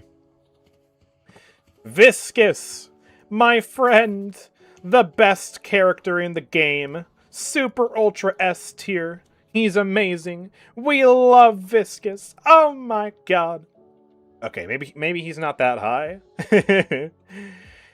Viscous is so hard too. Viscous, Doorman, and Magician all have the exact same thing in common. Very high skill floor, infinite skill ceiling. And so the people at the top of their game with Viscous make him S tier. But then... D tier worse than Lash! Oh, he's bad! Yeah, no, actually, like, you know, if you're an initiate level Viscus, yeah, he's straight up D tier. He's that volatile. And so... some compromises are going to have to be made, and we're assuming that the player is adequately competent with the character. We're assuming that they're pretty good. So... I think at the bare minimum, B tier, but maybe an argument for higher than that. This is like the very like floor where we're putting him, and we can move higher, is what I'm thinking. The very, very powerful thing about Viscus, even after multiple nerfs, is that he is a ridiculous laner. He's almost like Kelvin tier laner. Like he's super bursty, and the cube is good for dodging so many things. Lash ult? Oh, just cube it. And you can even cube your teammate if you're in a safe position but your teammate isn't. And, yeah, that applies to any other ults in the game. Wraith ult, etc., etc. And then also, like, holy crap, Splatter, Puddle Punch. Like, check this out. So you get 1 extra charge on Puddle Punch. You upgrade Splatter to tier 2. And then... what's my... okay, there's Low Main Viscus. So then, yeah, you get Mystic Shot, you get Mystic Burst, Express Shot, all of that early online, get Spirit Strike as well. And then... that combo right there does like half of a character's health at least. Like, let's see. Okay. 171 from that. 150 from 2 charges of Puddle Punch. 147 from Splatter. 59 from Mystic Shot. 46 from Spirit Strike. 40 from Mystic Burst. So that's hundreds of damage. And I don't even have boons, by the way. So that should be doing more damage. Like, we get up to here. Yeah, that's half their health. Just gone. Bye. And yeah, that is very strong. Like, look at that, just that one right click there. That was like 300 damage. So you just combine all these sources of burst together, and then you have this, and you also have the ultimate as a get out of jail free card, but also a disruption card. So you've got like a Haze ult on lane, just Viscus Goo Ball and ram her, and that stun is able to really disrupt a lot of things. Or if you're split pushing or you're just in a bad spot, you can Goo Ball and you can usually get away. And so his mobility is super top notch, and the burst combos are really good. Viscus, I feel, does fall off pretty hard in late game, so you want to wrap up the games early. But man, what a powerful laner. Early impact is very strong with Viscus, and being able to save people with the cube is also very strong. He's almost never a hyper carry, but the value he provides for the team is kind of nuts. Yeah. And the impact you can have early is pretty good. Claymeister's saying C tier. I don't want to put Viscus in C tier. He's a hard character, and sometimes he feels weak, you know, later in the game, but my gosh, C? I feel like Paige is a better Viscus. Paige and Viscus are two entirely different characters. I don't think they deserve to be compared. Like, okay, Viscus is a support. Paige is an actual support. like, okay, you have the cube, that's pretty cool, but otherwise, like, they are very, very different characters. Are they really? Yeah, Viscus is much more about disrupting high damage burst combos, a lot more about mobility, by the way. Tanking it up, initiating with the Goo Ball. They feel very radically different to me. I'm not sure about that C ranking either. Let me check the win rate real quick. Is Viscus still pretty high? Oh, Viscus win rate has fallen off a bit after some of the nerfs. This is Eternus level. So, this has him at C tier, but is that quite right?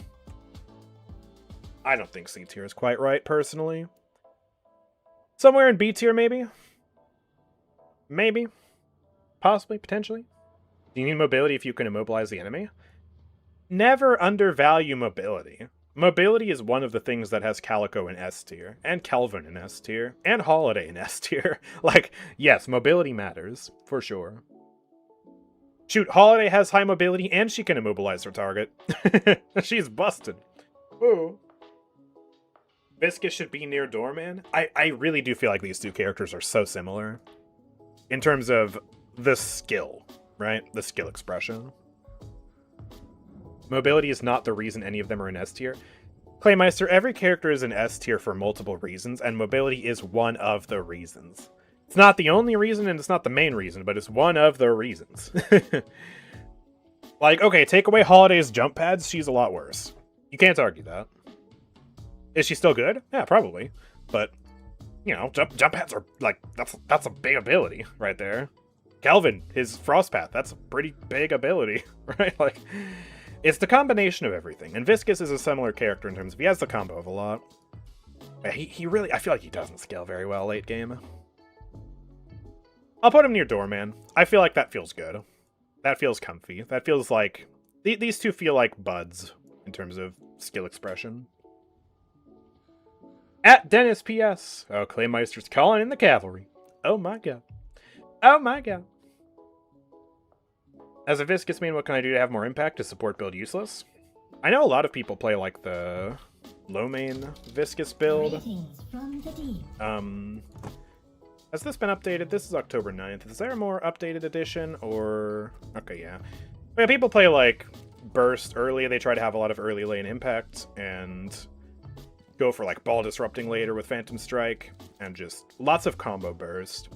Support certainly isn't dead necessarily, but you need to really have reliable teammates for that. That's what makes it super hard to play in matchmaking, because your teammates are not going to be reliable in matchmaking. Yeah, that's what I was saying. Really good early lane impact. 9 out of 10 times rather have a Page than a Viscus. Well, that's why Page is higher than Viscus, okay? I'm leaving him here. We're moving on. We got 4 more characters to place on this tier list, okay? Viper. C tier? That's my initial feeling. I feel like I'd rather have other gun builds on the team than Viper right now. Because, I mean, the rework was kind of weird. The daggers are kind of weird right now. She is able to ramp up for sure. One thing that hurts Viper compared to other gun builds, though, is how dependent she is on her sliding. And while sliding is certainly very powerful, Dynamo counters her, Lash counters her, etc., etc., etc. All kinds of disruption will hurt her ammo economy and thus hurt her pretty hard. And her spread is like, ugh, so you have to get up close. Whereas with Haze or Wraith, you can play a little bit farther back. So that's my initial thoughts, but I kind of suck at this character, to be honest. So, you know. Hey, chat, this is your tier list. What do you think about Viper? Petrify is so stupid. Yeah, Petrify. And also Venom early on lane is really impactful. The Venom is really good. You get someone to half health, put the Venom on them, they're dead most of the time. If you keep following up, hitting them. Of course, Petrify, though. Petrify is such a weird, like, ability, too, because while it can be very valuable, it can also really screw up your team. Like, I actually, in the Moe and Krill video I uploaded recently, I Moe and Krill to someone, they got petrified at the same time, and my combo thus was useless. Our ultimates kind of canceled each other out, and I don't think we killed that person. It was really awkward.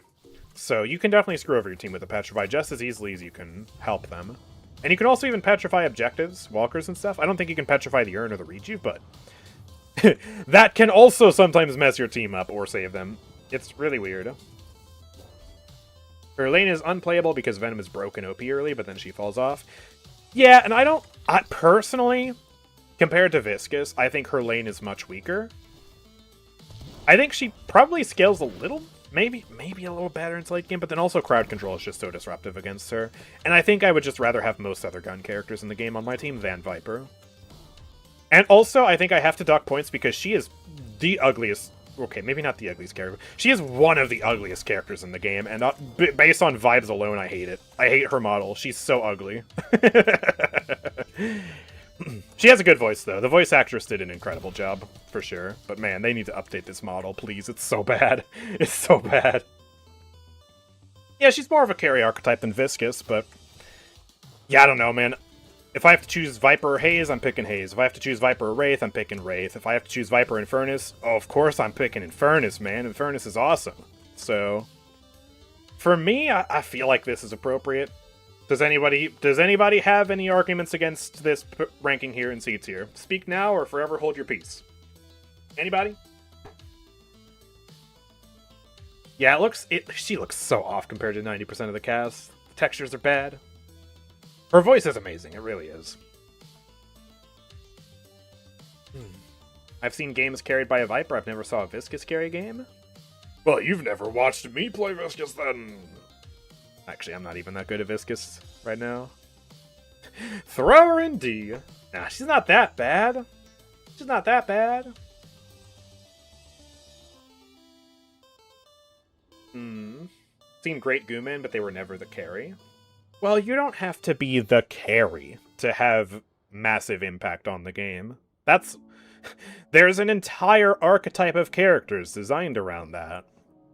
So, alright. Warden. Where is Warden these days? Warden, I mean, he was S tier for a time. Then he got nerfed a bunch. And he's definitely been a little bit on the rough side, but still very good. So, yeah. I don't know, man. He's never changing the world at this rate. Oof, Warden, you gotta step it up, man. Warden feels like a B tier character for me right now, just gut instinct. Maybe up by Vindicta. I feel like Warden and Vindicta, kind of like how I put Shiv and Geist together, I kind of put Warden and Vindicta together in my head. Just in terms of like their journey throughout the meta. D tier? Man. Claymeister. Really? What? Drifter tier? Nah. I don't know about that. Might be the influence of your no damage builds. Yeah, like, obviously my barrier build is dead. My barrier build is D tier. Barrier build was a meme in the first place, but like, we're talking serious Warden here. We're not talking meme builds. Like, what are people doing for serious Warden these days? Let's see. Oh yeah, this track lock build. I mean, yeah, he's still able to do a decent bit. Stealing stamina, consistent damage with Alchemical Flask, going in with Last Stand, Lightning Scroll on people. Sure, he's not as broken busted as he used to be, but D tier. Come on, man. Come on, man. I suck at and against Warden, therefore D tier. Ah, fantastic. Anyone on YouTube chat got any ideas for Warden? I want YouTube chat to feel included. More around Bebop. Paige does immobilize better than him. Shiv and Victor can out-tank him, and he's not that unstoppable in his ultimate anymore. Yeah, that could be pretty reasonable. And as far as, like, damage is concerned, there are definitely other damage characters that do better than him, too. Kind of an all-rounder, in a sense. He's a little bit of tankiness, he's a little bit of damage, he's a little bit of crowd control, a little bit of initiating. I like seeing these two together, though. Something about it. Maybe it's the color schemes working well together. Feel like we could populate the lower tiers more is all? I feel like, for me, a good tier list has B and A tiers being the most populated. That's just my 2 cents. Warden could keep those criminals in check. Dude, we compare Warden to Viper, I feel like Warden's just better. I feel like he's still a step above C tier, I feel. My personal opinion. Is he better than 7, though? Maybe. 7's been pretty rough. A lot of people have been saying he's kind of weak. You honestly think that? Honestly, I like Warden. He does things. When was the last time I played Warden, though? He also did get a little bit of buffs recently to, like, gun damage and stuff. But, like, let's see. Where did I play Warden? I know there was a Warden match somewhere back here. Where I played, like, the meta Warden build. Yeah, we had some Warden back here, yeah. Played some meta Warden stuff. It was fun. Oh, that's the same game. Okay, this game wasn't particularly good. What about this game? A lot of assists. Assist King Warden. I mean, I'm not, like, the best Warden player at all, but... yeah, no. Pretty solid. When did you play him? Those matches were, like, October, I want to say? Yeah, October. Early October. 13th? Was that a Warden stream? Yeah, it was a Warden stream. Because I missed a hero request, and so I did a whole stream of Warden to make up for it. And yeah, I mean, he didn't feel S tier, he didn't feel D tier, he felt somewhere in between, and so that's why I'm putting him in B tier. And you know what? We're sitting with that. We got 2 more characters to get to. We've been here for almost 2 hours on this tier list. Oh gosh, I'm going to be uploading a long video tomorrow. Oh boy. Alright, Wraith. What's the deal with Wraith? Is she better or worse than Haze? I do not know. Kinda A tier above Abraham's. She's better. Oh, crap. Oh. Ah, press the back button accidentally. So what makes her better than Haze, then? I think initially part of it is just that she has a bit of a better damage split.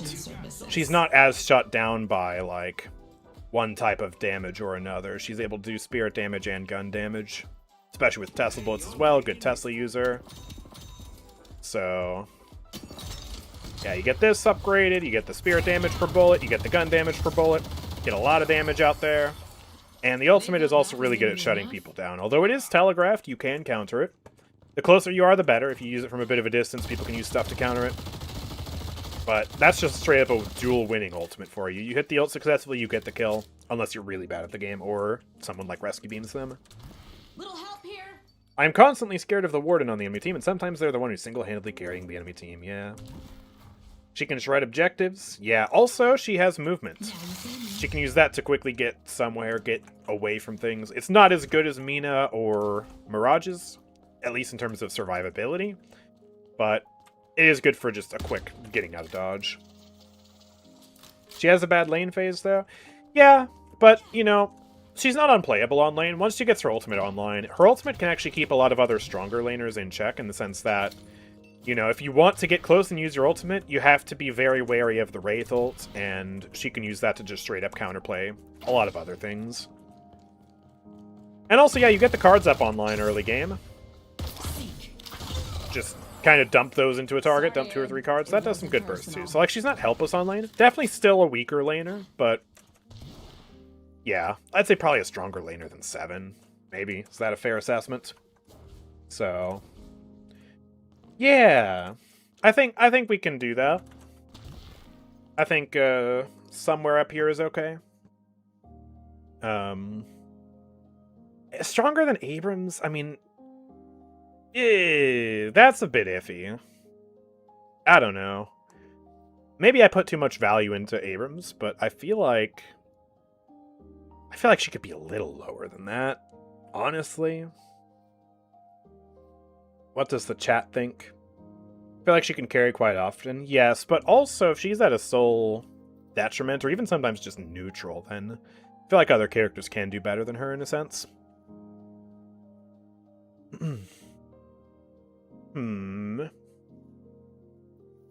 Tough tier list, man. A or at least low A character. We need more chatters in here. We need more people to get active and throw their opinions out. My femboy Fox made plushie came in the mail today. I'm so happy. Good for you, Clown Cat. That's awesome. I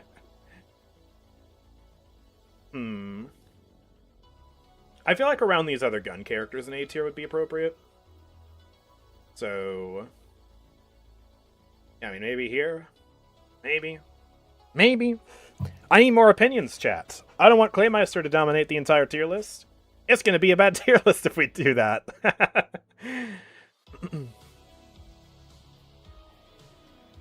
Alright, we got one more hero, though, and it's Yamato. And then we're going to make some final adjustments and call the tier list done. So... hey! Alright, so Yamato. She's pretty good, I would say. She's pretty darn good. Maybe not an S-tier character, but probably an A-tier character. Probably up by Abrams. Because I think what's great about Yamato is... well, one thing, she has a lot of Spirit Burst.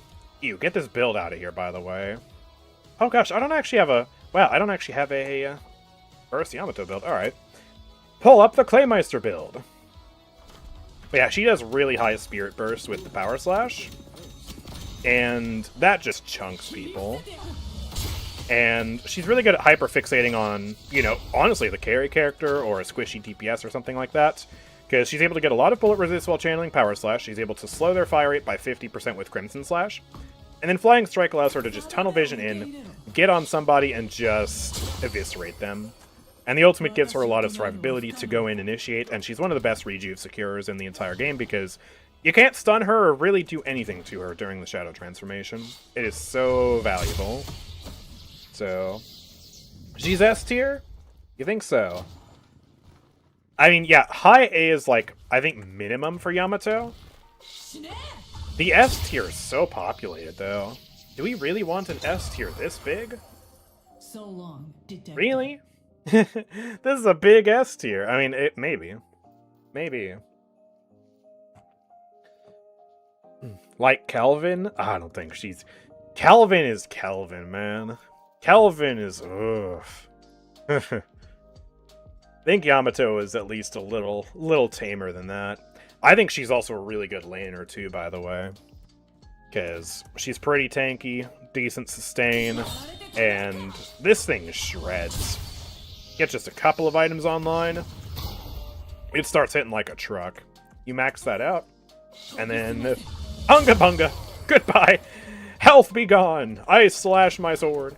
Not to mention, that sword, I mean, it's pretty telegraphed here, but then you ult, and then wabam, absolutely nuked. There goes Abrams. Goodbye. Good day, sir. So much faster. We could slim down the S tier with a couple of the pit characters, but then we have A tier as a problem. Yeah, I probably need to shuffle these characters and just move everything down a little bit. If we want a useful tier list, we have to start assuming an average skill player instead of a high skill player. I'm just assuming you're reasonably good at the character, so slightly above average.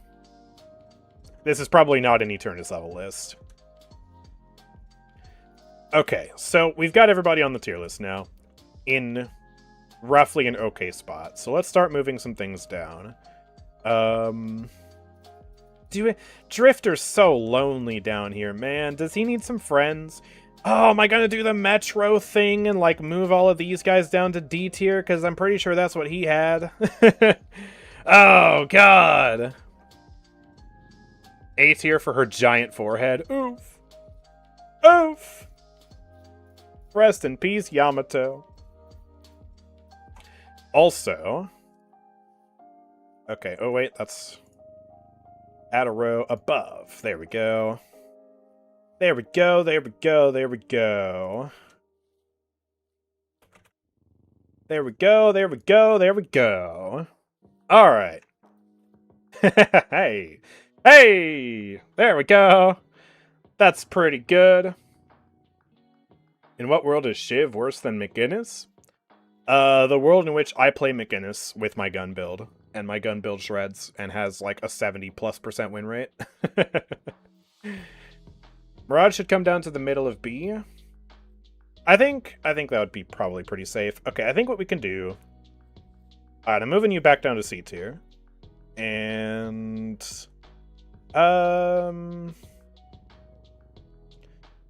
Yeah, we can move you to B tier. And... Probably move you down a bit. Like that, maybe? Move the top of A tier to B. And then the top of B tier to C. And then Grey Talon to D. Not top? I was about to say, Claymeister, what do you mean? Alright, Abrams, come down here. Alright, Abrams, get down there. Go, go, shoo, buddy. Okay.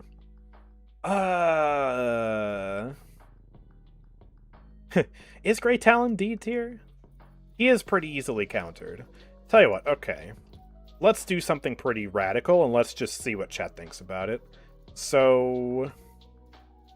Yeah, we can move these guys down, and then we can move these guys down, and then we can move you down, and move you down.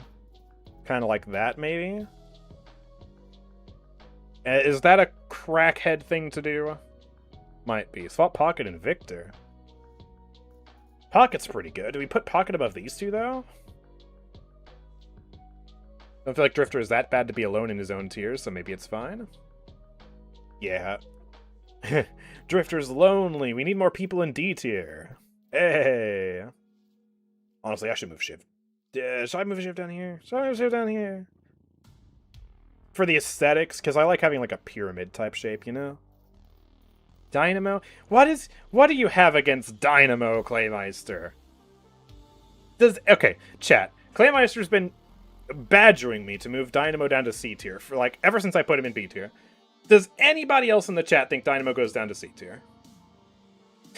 Anybody? Anybody? Can we get a second opinion, please? No? Alright, thank you, Sergeant Flintlock. Anybody else? Not really, says David.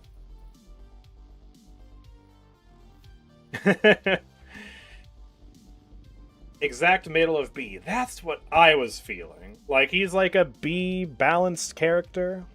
Since we're kind of shifting things a little bit lower, I feel like this part of B tier is probably acceptable. Because I feel like he is probably worse than a lot of these characters. Maybe we could move Sinclair down a bit, just because he's awkward. Or we could move him up here to be with his bros in terms of the middle of the road, super skillful, potentially S tier or D tier, depending on the player characters. Maybe that feels right. Maybe. Useful for team fights and mid-boss? Yeah. And I also personally put a lot of value into Quantum Entanglement. It's like, what, an 11-second cooldown? Where's Dynamo? There he is. So it's a, 16-second cooldown, and then if you do choose to max it out, it's an 11-second cooldown, and then you can block so many things with that. And like, okay, you can counter Dynamo, but then Dynamo can counter you right back with the Quantum Entanglement. Lash ult? Nope. Let me just scoop up my entire team and completely, AoE counterspell, everybody. Huzzah. Cooldown on his slams? 26 seconds. I mean, yeah, that's the long cooldown, but like, okay, so what? Here, superior cooldown, rapid recharge. There you go. Have some slams. There you go. There's a slam. Do a little bit of shooty. There's a slam. Like, yeah, okay, he's gonna run out eventually, but I mean, you can use like 5 slams over the course of a team fight, and that's still, I think that's enough. Anyways, okay. Dynamo's staying in B tier. It has been decided. What about the rest of this stuff, though? Have I made an egregiously bad decision by moving the characters the way that I just moved them to generally bring the tier list down to more of like a middle ground? A little bit more balanced, not too many people up in the high tiers. Viscous to C tier. Claymeister just hates... He's just a hateful person. He's just... He hates Viscous. He hates Dynamo. He hates the objectively most wholesome characters in the game.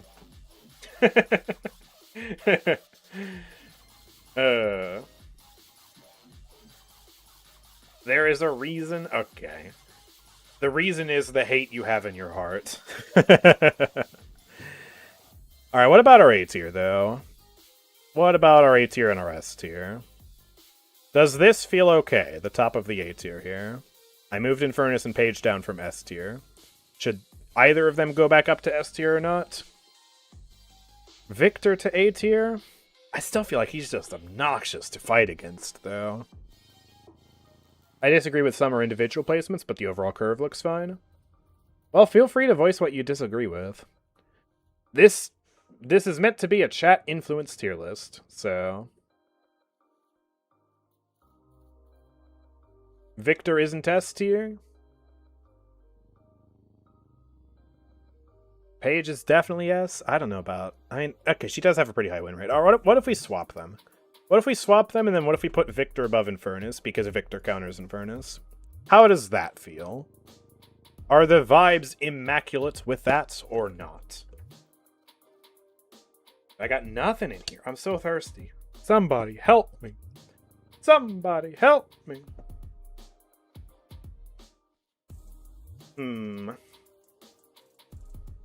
Paradox is better than Holiday. We've had that debate. I have no opinion on the matter, and the majority of people said Holiday is slightly better than Paradox, so I think I'm just going to leave that there, to be honest.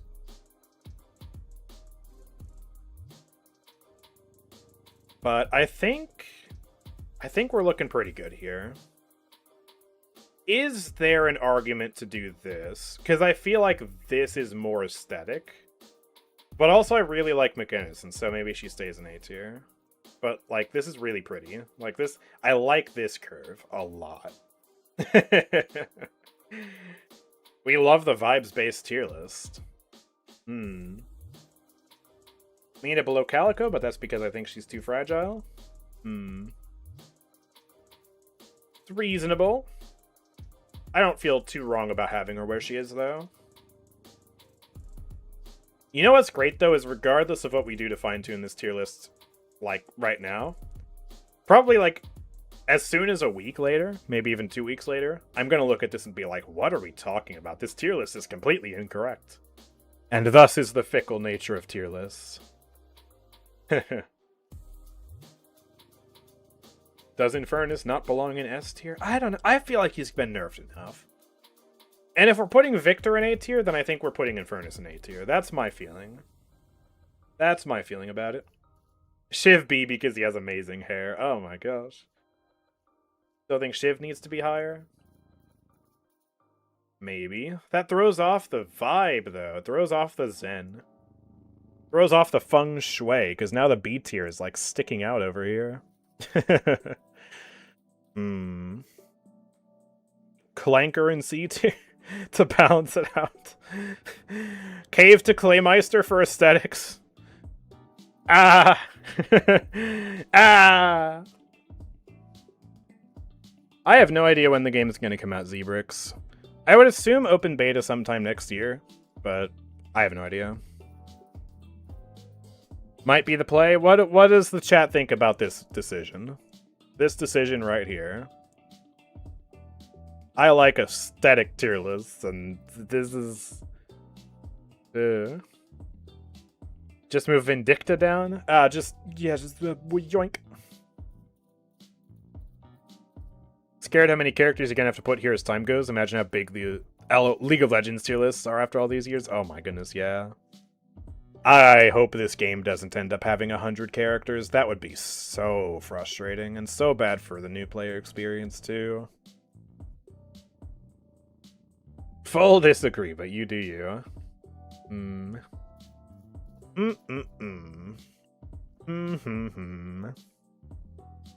Clanker buddies. Clanker buddies. Move them next to each other. Yay! Yay! We come around full circle anyways. Yeah, balancing 60 characters is hard, yeah. Hey, I have first-hand experience with that. Paladins had 59 characters before it died, and yeah, that was a balancing nightmare. It was so bad.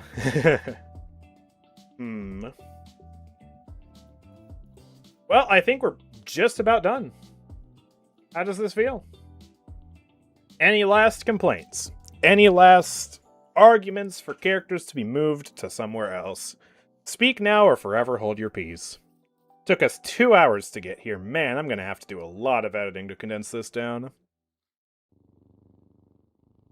Infernus S. Listen, if we're not putting Victor S, we're not putting Infernus S. I'm putting my foot down on that. Have you ever made an items tier list? You know what's funny, Zebrix? I did make an items tier list, but I never published it because immediately after I made that, they came out with a balance patch where they nerfed, like, Veilwalker and other things that, you know, I had in my tier list at, like, S tier. And so it's like, okay, I need to wait a little bit before I try this again. 2 hours of knowledge and logic. Yeah, and then it's going to get flamed in the YouTube comments because everyone's going to disagree with something on this tier list. But I absolved myself of most of the responsibility from this tier list because, well, I listened to Claymeister for some of these rankings, so that alone is like, oh, that's a little sketchy. Do I roast Claymeister too much? I'm sorry. I might roast Claymeister too much. It's all in good fun, but, like, I might do that a little bit.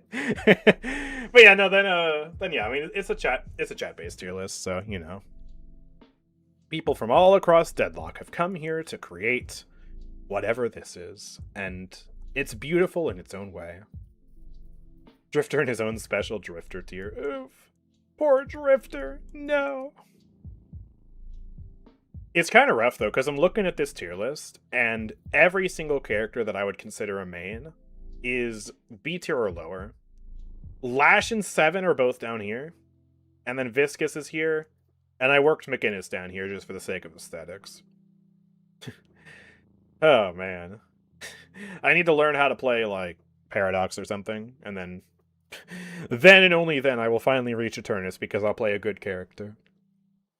And I think another thing to say about this tier list that I mentioned earlier, but just before we close things off, is that, to be honest, when it comes to Deadlock balance, D tier and Deadlock is still, like, low B tier, high C tier in other games. Because overall, this game is, I would say, at the end of the day, pretty well balanced. It has balancing issues. It's always going to have balancing issues, but you can play even the low-tier characters down here, and you can still do really, really well, and you can still carry your games. Like, there are still Lash players out there doing crazy things, and we've put them all the way down here. So, for the vast majority of situations, you know, unless you're, like, the less than 1% of players who are competing at, like, a tournament level, every character in the game can be viable if you play them well, you buy the right items, and you don't suck. And compared to a game like Paladins that I came from, I cannot say the same thing about Paladins. So, yeah, like, you know, we spread these out for the sake of making the tier list have some sort of value. Because, like, if every character were in S, A, and B tier, it would be basically a worthless tier list. But the power gap isn't as big as you think, with some rare exceptions. Like Kelvin being the most ridiculous laner in the entire game. Why is this guy even a thing? Oh my goodness. Alright, I think we can save this, though. So, alright, let me save that real quick, download the image, and call it chat meta tier list 11, 3, 20, 25, and move that safely to the tier list folder that I have on my computer. And don't show it to chat, because I don't want chat to snoop around in my file directory. Okay, there we go. There we go. And we've been streaming for about 2 hours. I feel like if I wanted to make an item tier list right now, it would probably take us way too long. Probably. Which is a little rough. Yeah, item tier list is a long time, yeah. And I would also, like, okay. Here, let me show you guys, actually. Let me show you guys the tier lists that I made for the item tier list. We can talk about it. So, where are my tier lists? I have so many tier lists. Okay, here we go. I split them up into 4 separate tier lists. And bear in mind, this tier list isn't going to be accurate because they nerfed some of the items. So, like, when we get to the part that has, like, Veil Walker and Cultist and stuff, it's probably not going to be very accurate. But, this was, like, right before the big Veil Walker nerf. So, tier 1 items. And I also didn't run this by anybody. Usually I run my tier lists by somebody, but, like, I just made these tier lists, and then I sat on it for a little bit, like a day or so, and then immediately just, bam, okay, here's item changes, and so, like, I didn't have time to show these to anybody else and, like, cross-check it. But yeah. Tier 1 items. If I do arrow, does it go immediately? Yeah, it does go immediately to the tier 2 items. Okay, great. So, yeah. That's why tier lists are good to do on stream, yeah, for sure. Although sometimes people can mislead you. Daffy doesn't like that, and he's a veteran, yeah. Usually what I will do is I'll make a tier list, and then I'll, like, talk about it on Discord with some people. Confer with people. But yeah, here's the tier 1 items. Monster Rounds is super good, not only because it's a good standalone item, but also because it upgrades into Cultist Sacrifice, and Cultist Sacrifice is really good. And Restorative Shot is really good lane item for just a lot of healing and a lot of damage at the same time. And then we got other items here for, like, sustain and generally just good damage and good upgrade paths. We got our pretty balanced items. We have our more situational items down here. Obviously, Rebuttal is, like, super good, but you don't buy it all the time, so... And then D tier. This is also before the Rusted Barrel buff. Maybe Rusted Barrel goes into C tier now. And then, like, I feel like this sprint speed item just has no impact on the game until you upgrade it, so... Tier 2 items. Here's the 2 tier item tier list that I made. And this was also, I think Backstabber got a nerf here. I also put a lot of value into Kinetic Dash. I could probably move Kinetic Dash lower, to be honest. Probably still an S tier, but yeah. Also, by the way, these are ordered based on their tiers, so, like, you'll notice that no Spirit items are going to be above Vitality items. Because I figured it's kind of hard to compare a Spirit item to a Vitality item, so, yeah. Yeah, K-Dash is really good. Backstabber really strong, a lot of value for the price. Shielding, Enchanter's Emblem, all of those pretty good. Healbane, really good item. Cold Front, really good item, although Cold Front also got nerfed after this tier lifts. Slowing Bullets in D tier. That's my potentially hot take, but probably not really hot take, because, like, just buy Slowing Hex, bro. Buy Slowing Hex, and then cripple the enemies, and just... They can't... like, okay, would you rather have Slowing Bullets or Slowing Hex versus Calico? Slowing Hex, obviously. And, like, I feel like that's just so much better. And Slowing Hex, or Slowing Bullets doesn't really add any damage either. Who buys Spirit Sap without Wave? Well, that's the thing, it's an upgrade. But also, I've seen some builds where you buy Spirit Sap to specifically lower the resistances of the enemies and then do more damage to them. It's niche, that's why it's at the bottom of C tier. I feel like nothing's quite as bad as Slowing Bullets. I don't like Slowing Bullets. That's my hot take of the day. Also, at the time, I probably should have put Mystic Shot a little bit higher, to be honest. But maybe after the nerf it does belong in B tier. I'm not so sure, to be honest. I'm not so sure. As niche as Slowing Bullets? No, I think Slowing Bullets is more niche. I'm not a Slowing Bullets fan.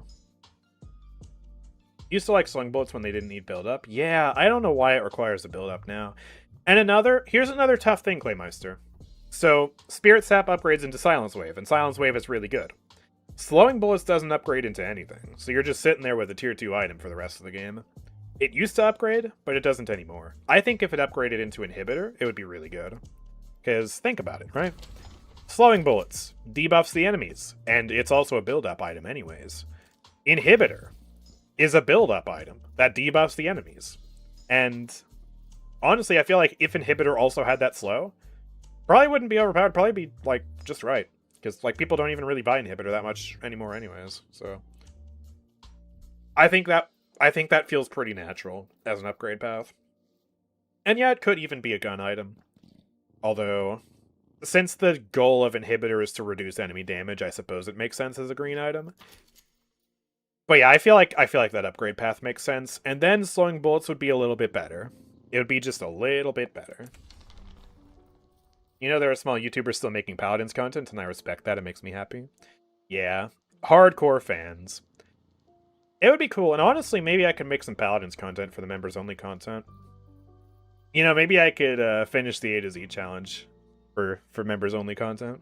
Because, like, I'm trying to do this for a living, and so it's not algorithmically viable to make Paladins content, but for exclusive paid content, I can do whatever people want. So, yeah. Alright, and then for the tier 3 item list. See, this is where, like, okay, Veilwalker's probably not S tier anymore, is it? This was right before the Veilwalker nerf. This is literally, like... Did it get nerfed literally same day as I made this tier list? It might have. I don't remember. But... like, this is probably A tier now, right? Is that... I don't know. I honestly don't know, chat. I was super late to the Veilwalker trend anyways. I only just caught on to it being S tier after hearing other people talk about it, and even then I didn't really use it that much, and I suck at using it, so... I'm not a good Veilwalker user. Don't know what was nerfed, so... They first of all, they nerfed the healing pretty hard.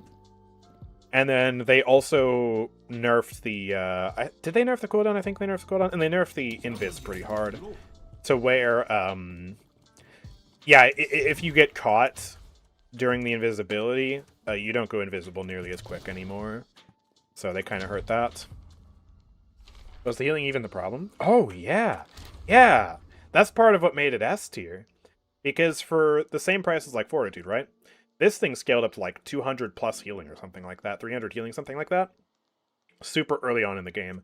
And it had a lower cooldown than 15 seconds. So, like, every 12 seconds or whatever, you would just walk through a veil. You'd get insane movement speed, you'd go invisible, and you'd get a nice, juicy heal. And it could really just be like your healing item. And also your stealth item, your movement item. Just, it did too many things all bundled into one. I feel like it's really meant to be an invis item first, and then a healing item second. And also, by the way, look at that! Look at that! That's like, okay, wait. Bonus health. I'm pretty sure that's like the second highest health in the game, outside of Fortitude and Colossus, right? Because Fortitude, second highest, Colossus, first highest. Veilwalker's like really up there. 175 bonus health. That's 125. That's 100. 125. It's an insane amount of bonus health. 150 from crippling headshot. 200 from cheat death. Okay, so it's not like the highest, but for the cost, that's an insane amount of bonus health. So yeah, Veilwalker was busted. Probably still pretty strong, but this probably isn't true anymore. As far as the rest of the list, though, I honestly still think it's probably pretty accurate. Because, yeah, that's an extra health, yeah. Hey.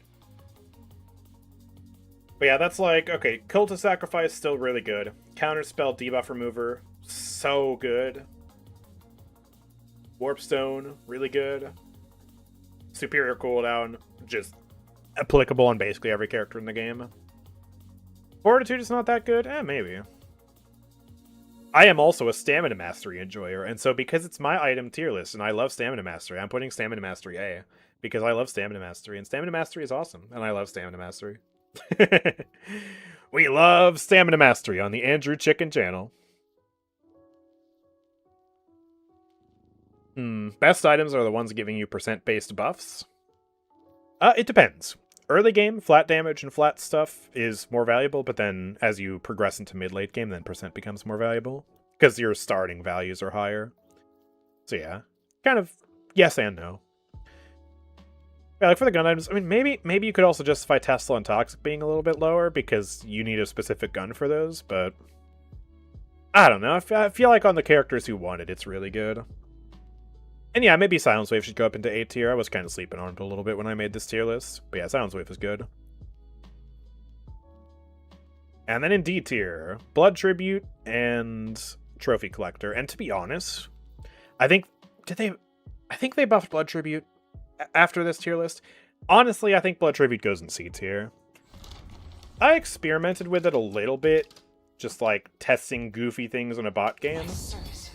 And honestly, like, it's not terrible. What was the build that I made? I forget what character it was on. I don't think it was Hayes. It was somebody that I used Blood Tribute on. Somebody tanky. And, I mean, if you can sustain it, it's not terrible. It's not terrible now. Still definitely niche, still definitely C tier, but yeah, I think I can safely remove it from D tier status. God, I don't remember which character it was. Straight up.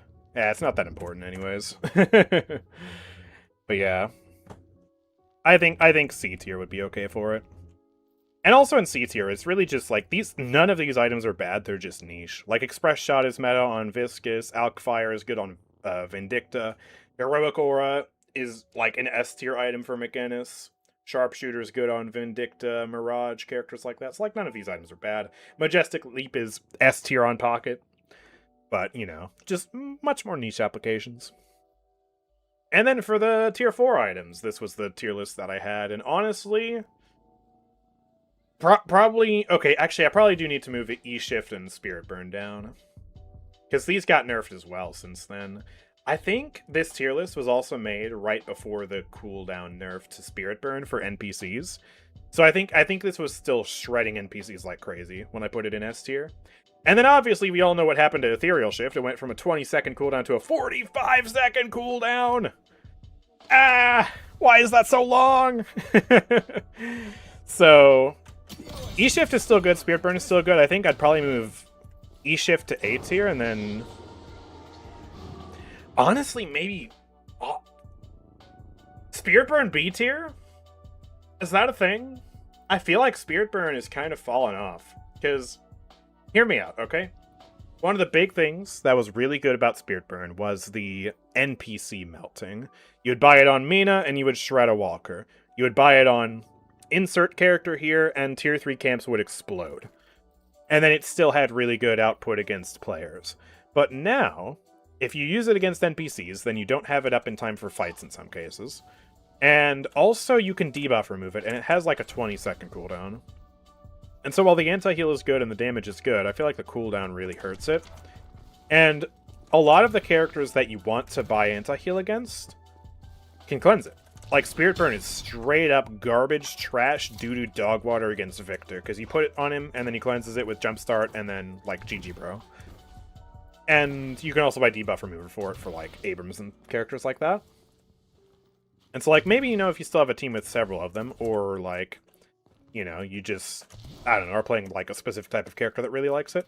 I feel like it's not as, like, universally just incredible as it used to be. Maybe I'm wrong about that. I could be wrong about that. I'm willing to stand corrected. But I would probably move it down to B tier if I were making this list today. And the reason I have trans cooldown up here, by the way, I know it's not that big of a bump from superior cooldown, but for the characters who want trans cooldown because they have a lot of actives or just a lot of items with cooldowns in general, it's really strong.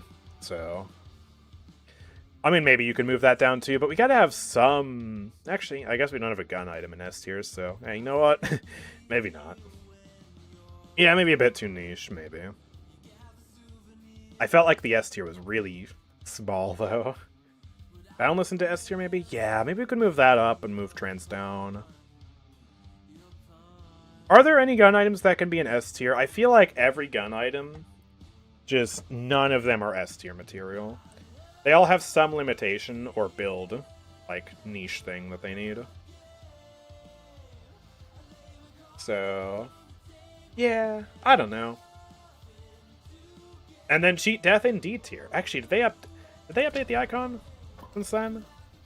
Yeah, they did update the icon since then. It's got the wrong icon, man.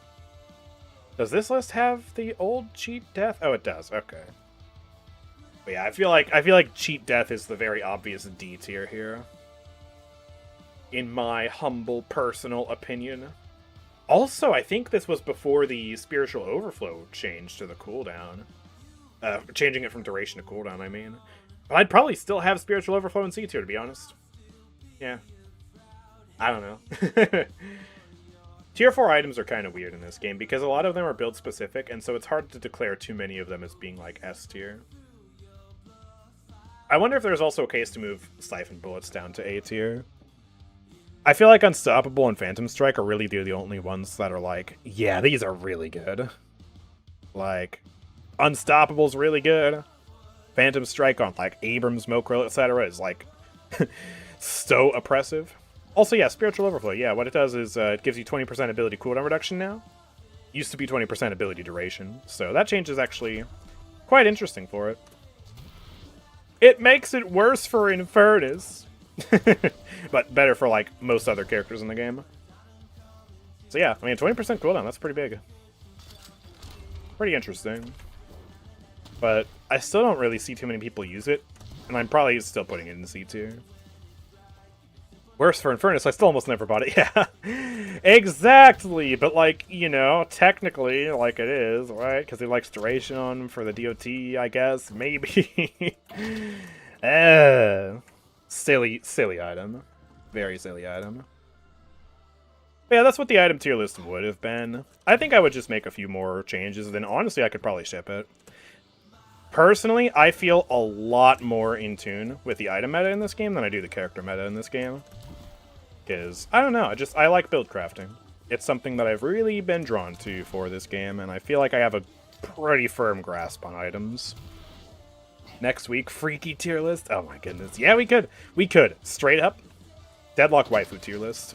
I think we'll do that. Maybe same time next week.